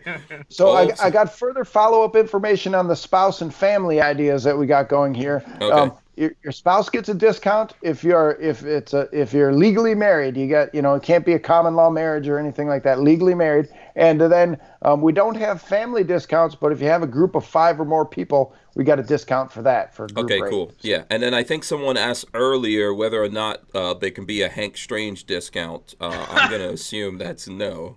but I'm going to ask the question anyway, just to. I don't think we've got that logged into the computer, into the Salesforce thing yet. The Hank Strange discount. So I'll have to talk to the chief sales officer. Yeah, we'll see. I'm not sure whether or not there is. Listen, I would think don't get too caught up in that. I'm not trying to make anyone do this thing. I think what we're attempting to do here is get better or mo better information for folks out there on exactly what USCCA is, and then you think about it and think of whether or not it's going to be appropriate for you. Brian Quick says, I feel comfortable thinking policing in Chicago is more dangerous than small town USA. It depends. I don't know. You can answer that, Kevin. Yeah, it probably is more dangerous policing in Chicago than in small town USA. We understand that, there's more people. There's probably more calls that you're going to. There's probably a time when you got calls in the stack that you can't even get to all the calls that you're going to. I'm not going to say that patrolling, the main street, and we got one main street here in Iola, is anything like the things that cops in bigger, more dangerous cities are dealing with. But we still do have to be aware of what's happening when we come up to a house and there might be a domestic dispute going on inside that house, or somebody's going to open the door and send their dog out on us or something like that. I err on the side of safety, and I know that I live in a relatively safe place, and that's why I live here, because there's not a lot of people around. And I joined the police department because I didn't want to be a volunteer fireman. I wanted to help the community, and that is what I thought would be the best way to do it. And the truth of the matter is, I started thinking about this real seriously. I became a cop in 2005. Back in 1998, my brother got shot and killed by an off-duty police officer while my brother was committing felony robbery. And I started looking into what happened, and you know what? I probably would have shot him too. It was something that he made the wrong choice, and I started learning all about this stuff after that choice was made. So I'm sorry to hear that, man. It was kind of a tragic day. Yeah, absolutely. Let's see. Okay, Tony London, who's also from England. Cornwall. He's from Cornwall. In the southwest. Yeah, that's one of your people. One of your people. So wait, this is international now? I'm going international? Yeah, we're international. I think he's in Florida. But here's his thing. He says, London is extremely dangerous. I've been away 3 years. Upon my return, it's shocking. Street fights, arguments, stabbings, and shooting just daily in London. So that's his... No, since they took the handguns away 20-odd years ago, like probably 25 years ago now, every year gun crime in the UK on the mainland went up. And then if you go to Jersey, where you can still own everything, there is virtually no crime. There's no crime on the Isle of Man, and they've got all their handguns. Yeah, you can come in here. Yeah, go ahead. There's no crime in the Falklands, and they've got all their handguns. And we don't have. There's no such thing as a carry law in the UK anywhere, unless you're like a farmer or a gamekeeper on your own land and you're using a rifle or whatever for vermin or pest control.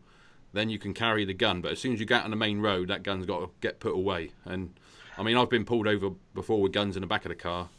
And unless it's armed police, they can't touch your guns. They can call the armed police, but they can't touch the guns. And I've only had like one bad experience with police with my guns, but I've had other cases. I got, when I bought my car 2005, I got pulled over once 5 times in 1 week, so 5 times in 7 days, just because of you were doing something wrong there. And in the end, it was a police sergeant on the desk in Bournemouth that said, "This has got to stop." And because every time I got pulled over, I had to take my paperwork down to the police station to show, yes, I've got insurance, yes, I've got a tax and everything else. And it was the police sergeant in Bournemouth that said, "This is enough." And then after that, I didn't get pulled over. Oh, okay. Yeah, that's I mean, that's the unfortunate thing about where the freedom that we enjoy here in America is not enjoyed everywhere, even though we don't even to us, even in America, it's not enjoyed everywhere. So that's, and then the other thing quickly that Lola wanted me to add, she says, yes, the audio podcast is international. So is this. It goes live. Sometimes Richard catches it while he's over in England, right? It's just sometimes. time. I haven't been on it for a while because I've had to start early in the morning. Yeah, it's kind of late in England, right? Yeah. What time is it in England right now? Like midnight? Well, when the podcast finishes, it's 2 a.m. So it runs from 12 a.m. to 2 a.m. Oh, yeah. So for the people in England, from midnight to 2 a.m., this is where we're at. If you want to join us, if you're up, if you're working or whatever, come over and join us. Let's see. Okay, I've got another thing here. Chris Bullis wants to know, does Kevin carry a patrol carbine / rifle? Yes. And my patrol carbine / rifle is an AR-15, and it is a 10.5-inch barrel, and I do have what we call a quick switch on that rifle. So it is a Class 3 weapon, because at the time the sergeant who was issuing us our weapons and working in our agency wanted us to be able to use one level of force higher than anybody might use against us. So, we do have and I also have a patrol shotgun in the vehicle, which is basically used for dispatching deer that have been hit by cars. So, yeah. Go ahead. Can I add to that a minute? We had some police in the UK, because our police aren't all armed, and we had some police. Because normally where I live in the New Forest, you get someone. There are people issued with handguns and that to do that job. There's another part of the UK. They got police attended a road accident with a car. There was a deer there that had like 3 broken legs, and they got into trouble because they just beat it to death with a metal pipe. Because none of them are obviously armed like you are all the time, So it's true what you say. There's good police and there's bad police. I mean, those police had the number of the guy to call out because there's an approved dispatcher, but they couldn't be bothered. The approved dispatcher is someone who comes in. You got an approved person that can come out and humanely. Because where I live, you get drunk people. They hit horses and deer all the time, and there's like either someone from the Forest Commission will come out, or there's a verderer, and he's in like a sheriff in the New Forest. Basically, he doesn't have the powers to arrest. He just deals with animals, and they get called out, and the animal gets put down. But these police in another part of the UK, they couldn't be bothered, and they beat this deer with 3 broken legs to death with a metal pipe. Okay, that's just plain stupidity. Yeah, they got in a lot of trouble for it because the animal rights people were just like going absolutely crazy. Yeah, they're idiots. They should probably not be working there. They're probably in the wrong. If that's your go-to, in a situation like that, I mean, at that point, you could have probably taken that thing into the hospital or something and saved it. So. Well, 3 broken legs, they put it down, but they should have done You can get those little wheelie things that little deer wheelies. You could go through the forest. You just put knobby tires on it. He can still get through. You can Google. On Google you can look it up like UK police beat deer to death, and you'll find the story where it was in the UK. It was like a couple. It was like a couple of years ago or so. Oh, okay. Babyface is gonna look that up now. Yeah, I want to know about this. Here, let me go on to another thing. Elfster's Rifles chiming in on the situation with FPS Russia. He says he said in a video on YouTube it was 2 ounces of pot, and they took over $400,000 of worth of guns away from him. Wow. Yeah, that's unfortunate. Yeah, I think those guys were particularly going after him, though. In my opinion, I think there's something going on there that they decided to make an example of FPS Russia, or some other thing. I mean, I think that's a pretty long story that we probably can't adjudicate all of it right now. I'm sure that gets a lot deeper. Yeah. So let's see. Okay. All right, so David Cardinal has something USCCA related here. All right, I'll do my best. We'll find out whether or not you can answer this one. With the emphasis on self-defense, how does the USCCA cover members who come to the defense of someone else? Well, that still falls into the self-defense category because in most states, and I can quote our statute here in Wisconsin, you can use force if you are faced with an imminent deadly threat to you or another person or persons. So if you come to the defense of someone else, if you are legally acting in defense of an innocent person, yes, then we cover you for that. So. Yeah.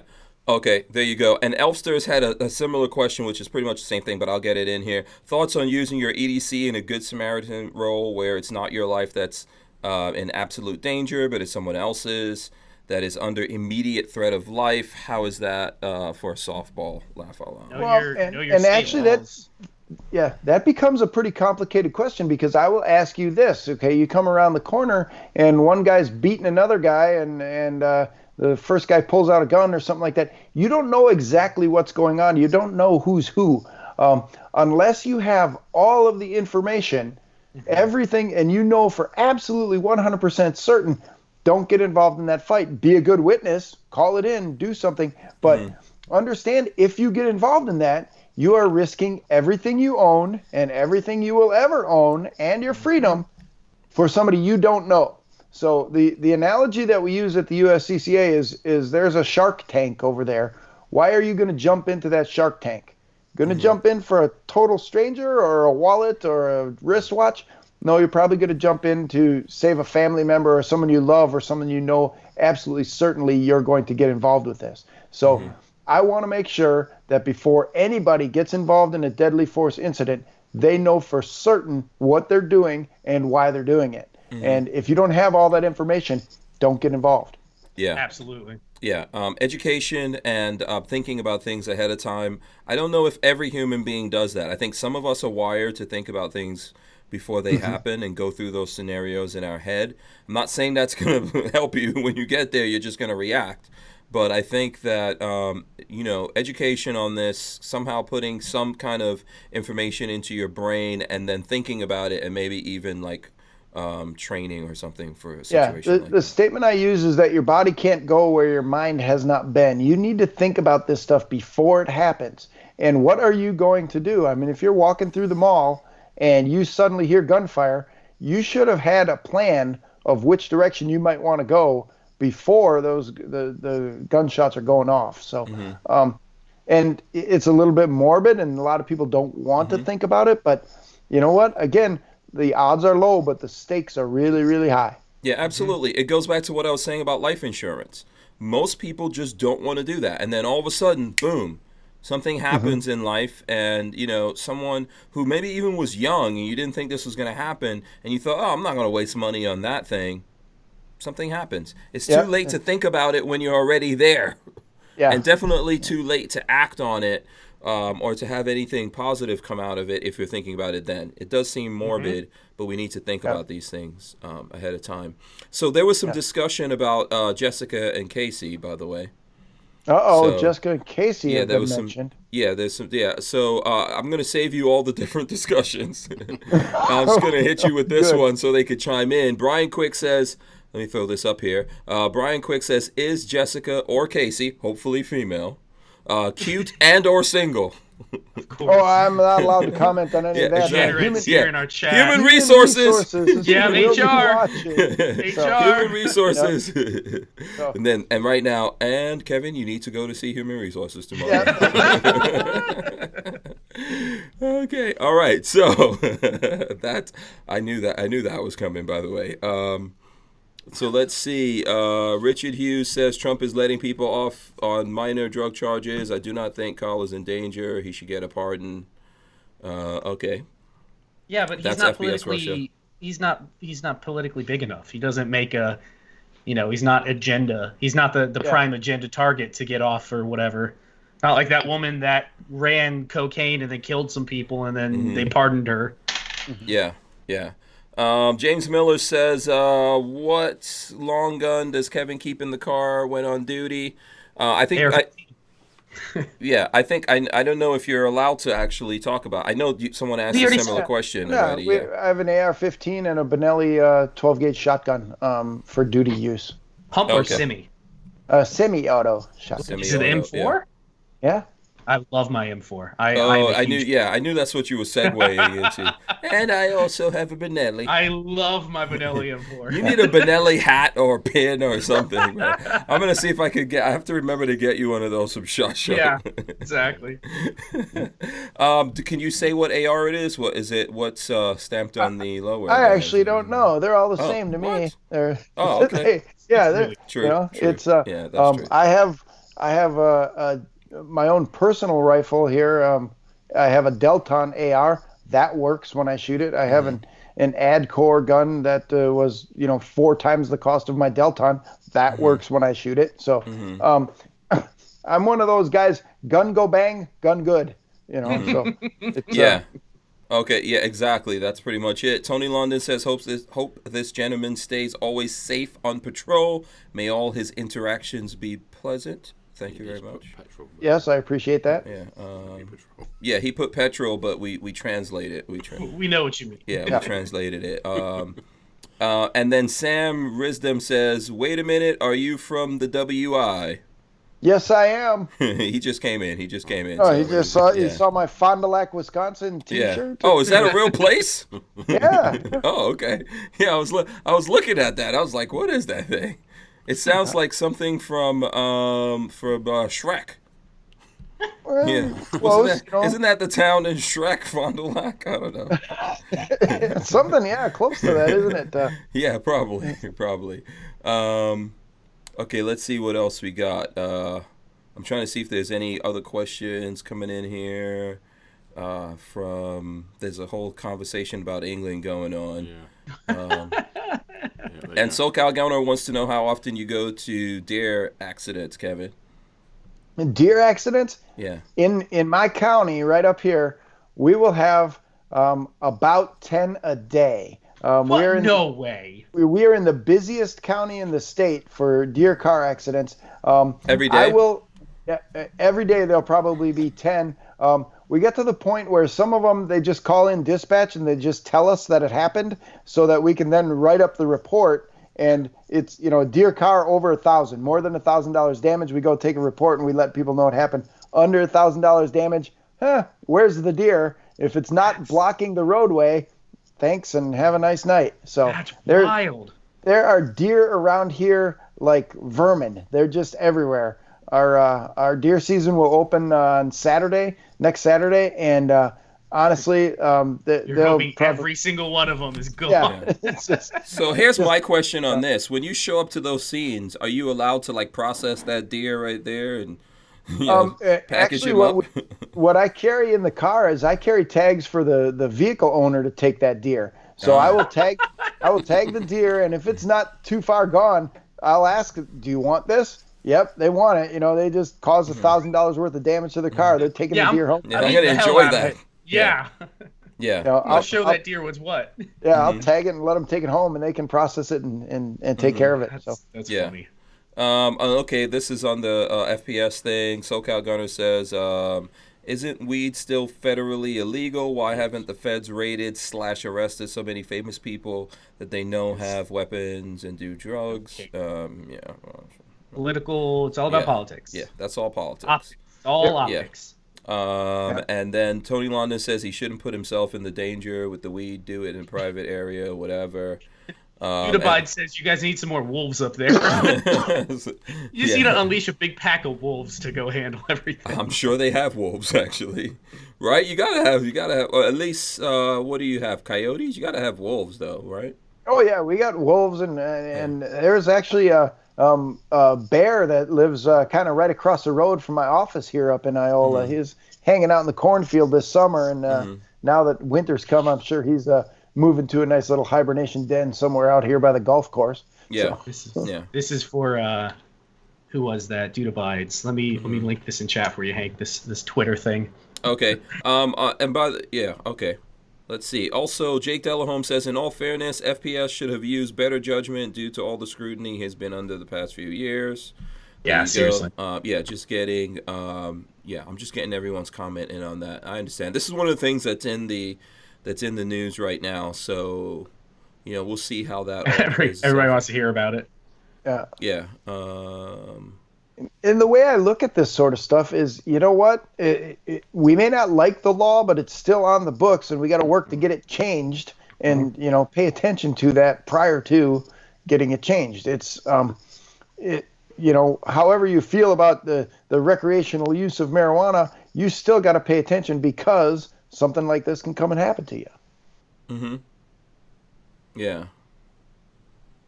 Okay, just want to see. Someone's asking me how the Florida situation's going. I'm not sure what's up with that. Okay, let me look at this thing. What is this that you're sending me here in the chat? You can read it out. It's a Twitter post from months ago. I'll read it. Hold on, I'll read it out. This guy tweeted this months ago, or maybe years ago.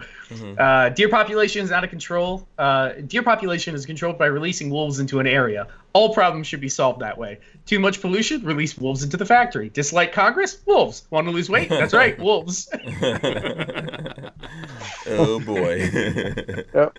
Yeah, you know what? There's just have truth. people be chased by wolves constantly. Yeah, wolves solve all the problems. Yeah. There's some truth to that. So this was this like a meme or something that? Yeah, it was just something on Twitter from a while back. Oh, here, let's see. Okay, I think I could throw it up here. Let me throw it up now. So there it goes. So here's a personal question. Have you watched The Mandalorian yet? And do you have a subscription to Disney Plus? Okay, there you go. I don't know what you're talking about. Oh, Yeah, no, you just said a whole bunch of foreign words to him. Yeah, I see your mouth moving and I hear noises coming out, but I don't understand a thing you're saying. Do you have kids, first off? My kids are both in college. Okay, so that doesn't count. Hank's the only one here. Yeah, mine are both in college. Yeah, Hank has his own copy of Disney Plus. Yeah, so Disney Plus. So everyone's doing their own streaming thing now. Yeah. So Disney came out with its own streaming thing. It's called Disney Plus. So the show, The Mandalorian, is a show. It's a series that's on there, and it's, to me, better than Star Wars. I don't know if you're a Star Wars fan at all. I don't know if you're into sci-fi stuff. He's from Wisconsin, by the way. Yeah. So, yeah. You're still talking gibberish. I might be a little bit of a Star Wars fan. Maybe. Oh, okay. All right. Maybe. Okay. Yeah. Okay. You do like Star Wars.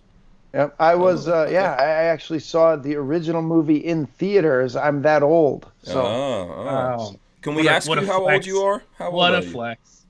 I'm 53 years old. Oh wow. Okay, you got me beat. Oh, Hank, don't react like that, Hank. Man, that hurt. Oh wow. No, I thought you were gonna be like in my age category. I saw it in the movie theaters too. Okay. Yeah, I'm a sci-fi. So Mandalorian is a new Star Wars thing that's out there. I think it's pretty good. If you ever get a chance to, It's only Bounty Hunters. Hank's trying to get me to watch it. I haven't seen it yet. Yeah, are you allowed to watch movies while you're out there patrolling? I'm gonna say probably. Don't answer that. No, I shouldn't be doing stuff like that. I should be paying attention to like where I'm driving and that sort of stuff, or the radar gun if I'm stopped, and that sort of thing. Crash. Wait, hold on. I gotta finish this episode. Yeah. Rocky Mountain Bear says, "Good for Kevin. Avoid the devil mouse at all costs." Nice. Yeah, like it'll be cool if you rolled up in Wisconsin. So like a deer was on the road, and you rolled up, took out your lightsaber, cut open the stomach. Yep. The guts come out. 2019, we were promised floating cars and hoverboards. Right. Yeah. Yeah, there was a comedian who posted a song. Where's my jetpack? Yeah. Yeah. There's a lot of stuff. Same thing from Back to the Future. Mm-hmm. What we got? Do we have a couple of things from Back to the Future? Probably. We're right now on something that was in Back to the Future. We're having a video chat. That's right. Yeah, Remember that? Okay, yeah, I'll give that's kind of Yep, the old Dick Tracy video phone. We've I'll got that. I'll give you that. Yeah, there's some things. Do we have the hoverboard? Not really. I know we have those sneakers. That one that you like lean. It's like a Segway without the middle section. Yeah. Mm-hmm. Yeah. So let's see. What's this here? Brian Quick says, "I watched The Mandalorian. I'm not impressed. Maybe it's Star Wars burnout. The show was has a little dialogue and moves slow for the wrong reason." So there you go. Brian Quick does not like it. Here's Brian Quick's what he thinks of The Mandalorian. Yeah, there you go. That's actually what I like about it, by the way. It reminds me of the classic old westerns that Kevin and I watched in our youth. I was a little bit younger than Kevin, I have to say. I was a lot younger, actually. No, just...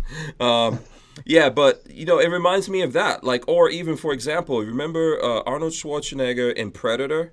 That was the best acting from Schwarzenegger ever, because he didn't say anything. Really. And I really enjoyed that. I think he had to holler like, "Get to the chopper." I think he said, "Get to the chopper," and then when Predator was about to kill him or something, he goes, "Ah." Yeah. Yeah, that's about it. That's all. And I thought that was awesome. Like he was acting with his eyes, there was so anyway.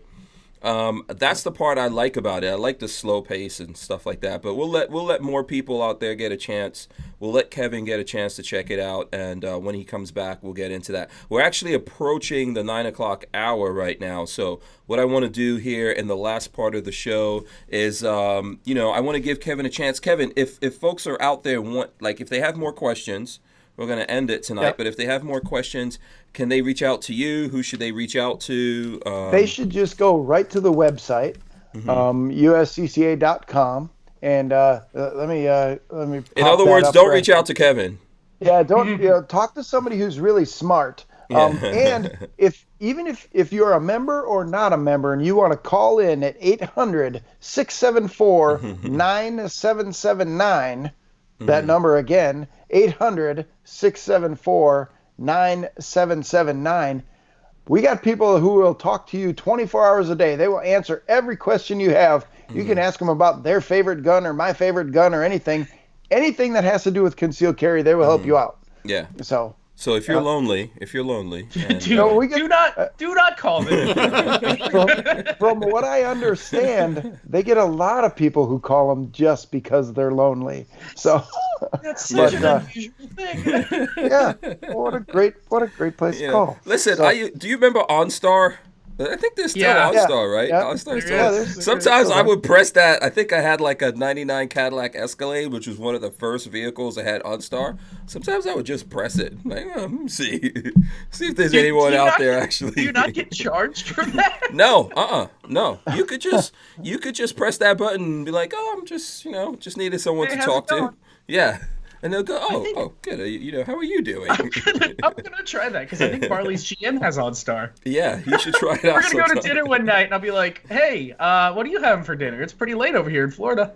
Yeah, Brian Quick is asking about someone's number. That's not happening.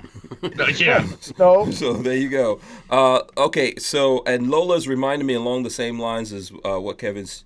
Lola says there's a link in the description to USCCA to get information and view all the plans for anyone who's interested in that. And if you're listening to the audio on iTunes, Spotify, etc., text code STRANGE, STRANGE, to 877. Why do I want to say 877? 87222. This is why, Lola. Should I try that again? Strange to 87222. Yes, there you go. And that will send you, and then if you text that, you'll get the link and all that kind of stuff. So there you go. And just so you guys know, that is like an affiliate thing that we have set up. So I just want to make sure there's full disclosure on that. Kevin, so you don't want anyone to call you for any reason. Ask you any questions. No, do you have some social media in case people want to follow you on social media? Oh yeah, they can follow us at USCCA. We're on Facebook, and Twitter, and Instagram, all over the place. Just search for USCCA and get out there and follow us. And we do some really cool stuff. We just did a great photo shoot featuring G.I. Joe. Action figures. Oh, yeah, okay. Clean it up before Jessica sends you a note over there. Yeah. We'll be helping folks determine their personal safety needs through the use of action figure sized dolls and so forth. So. Oh, cool. Okay, that's cool. Let's. By the way, Elfster's Rifles and Reloading says thanks, Kevin, for the amazing information, and then he goes, Elfster out. ... Nice. Which I'm assuming there's a mic drop or all that. I don't know. There's all that kind of stuff going. Shout out to Elfster. We're going to have him on here soon. Okay, Babyface P, how can the folks out there reach out to you, sir? YouTube.com/BabyfaceP. BabyfaceP.com will take you to my Facebook where you can message me, or BabyfaceP, baby_face P on Instagram. One of the three is how to find me. Yeah. Also, lots and lots of content coming out. I have lots of videos on the pike. It's not like I used to be where I would just get one thing out every couple months. No, I'm every week at least. Right. Yeah. And if people are in the Florida, if they're in, or like let's say Gainesville, Tampa areas or whatever, they can get some. They can get their CCW class from you, right? Yeah, if anybody is in Northern Florida or in the Tampa area and wants to take a CCW course, let me know and I'll set one up for you. Yeah, and then hopefully soon we'll get him up on USCCA. Yeah, for sure. He'll be certified. We'll make that happen. The Pants says hit the OnStar button and say Alexa play Billy Ocean. Someone I'm sure will do that. Okay, before we get out of here, I want to thank Richard Monder. He's here. Thanks for hanging out with us all week. Some good stuff going on. You guys will see a lot of that coming up here in the future. Let me drop the end. Everyone sit tight right there. I am going to drop the end on this thing. There we go. Make sure that you guys smash the thumbs up. Leave your comments here. Of course, ring the bell so you can be notified every time that we go live here on the channel. I want to thank Kevin Michalowski. Very nicely done. Common spelling. Michalowski, Yes. common spelling. Yeah, absolutely. From USCCA for coming on the show tonight. It's been great, man. I didn't even notice the time. Time went by like a lot. It flew past. Yeah. Of course, I want to thank Babyface P as well. All you great folks out there. Thanks for smashing the thumbs ups, joining us, and all that. We will see you guys tomorrow. We're out of here. Kevin, Babyface, any last words here? Anything? Thank you very much for having me, Hank. It's good to see you again. We got to get together and go shooting. Absolutely, we do, man. We'll make some plans for that, and we'll share that stuff with you guys. All right, that's it. We're out of here. See ya. Peace. Take care. Back tomorrow, and we're out.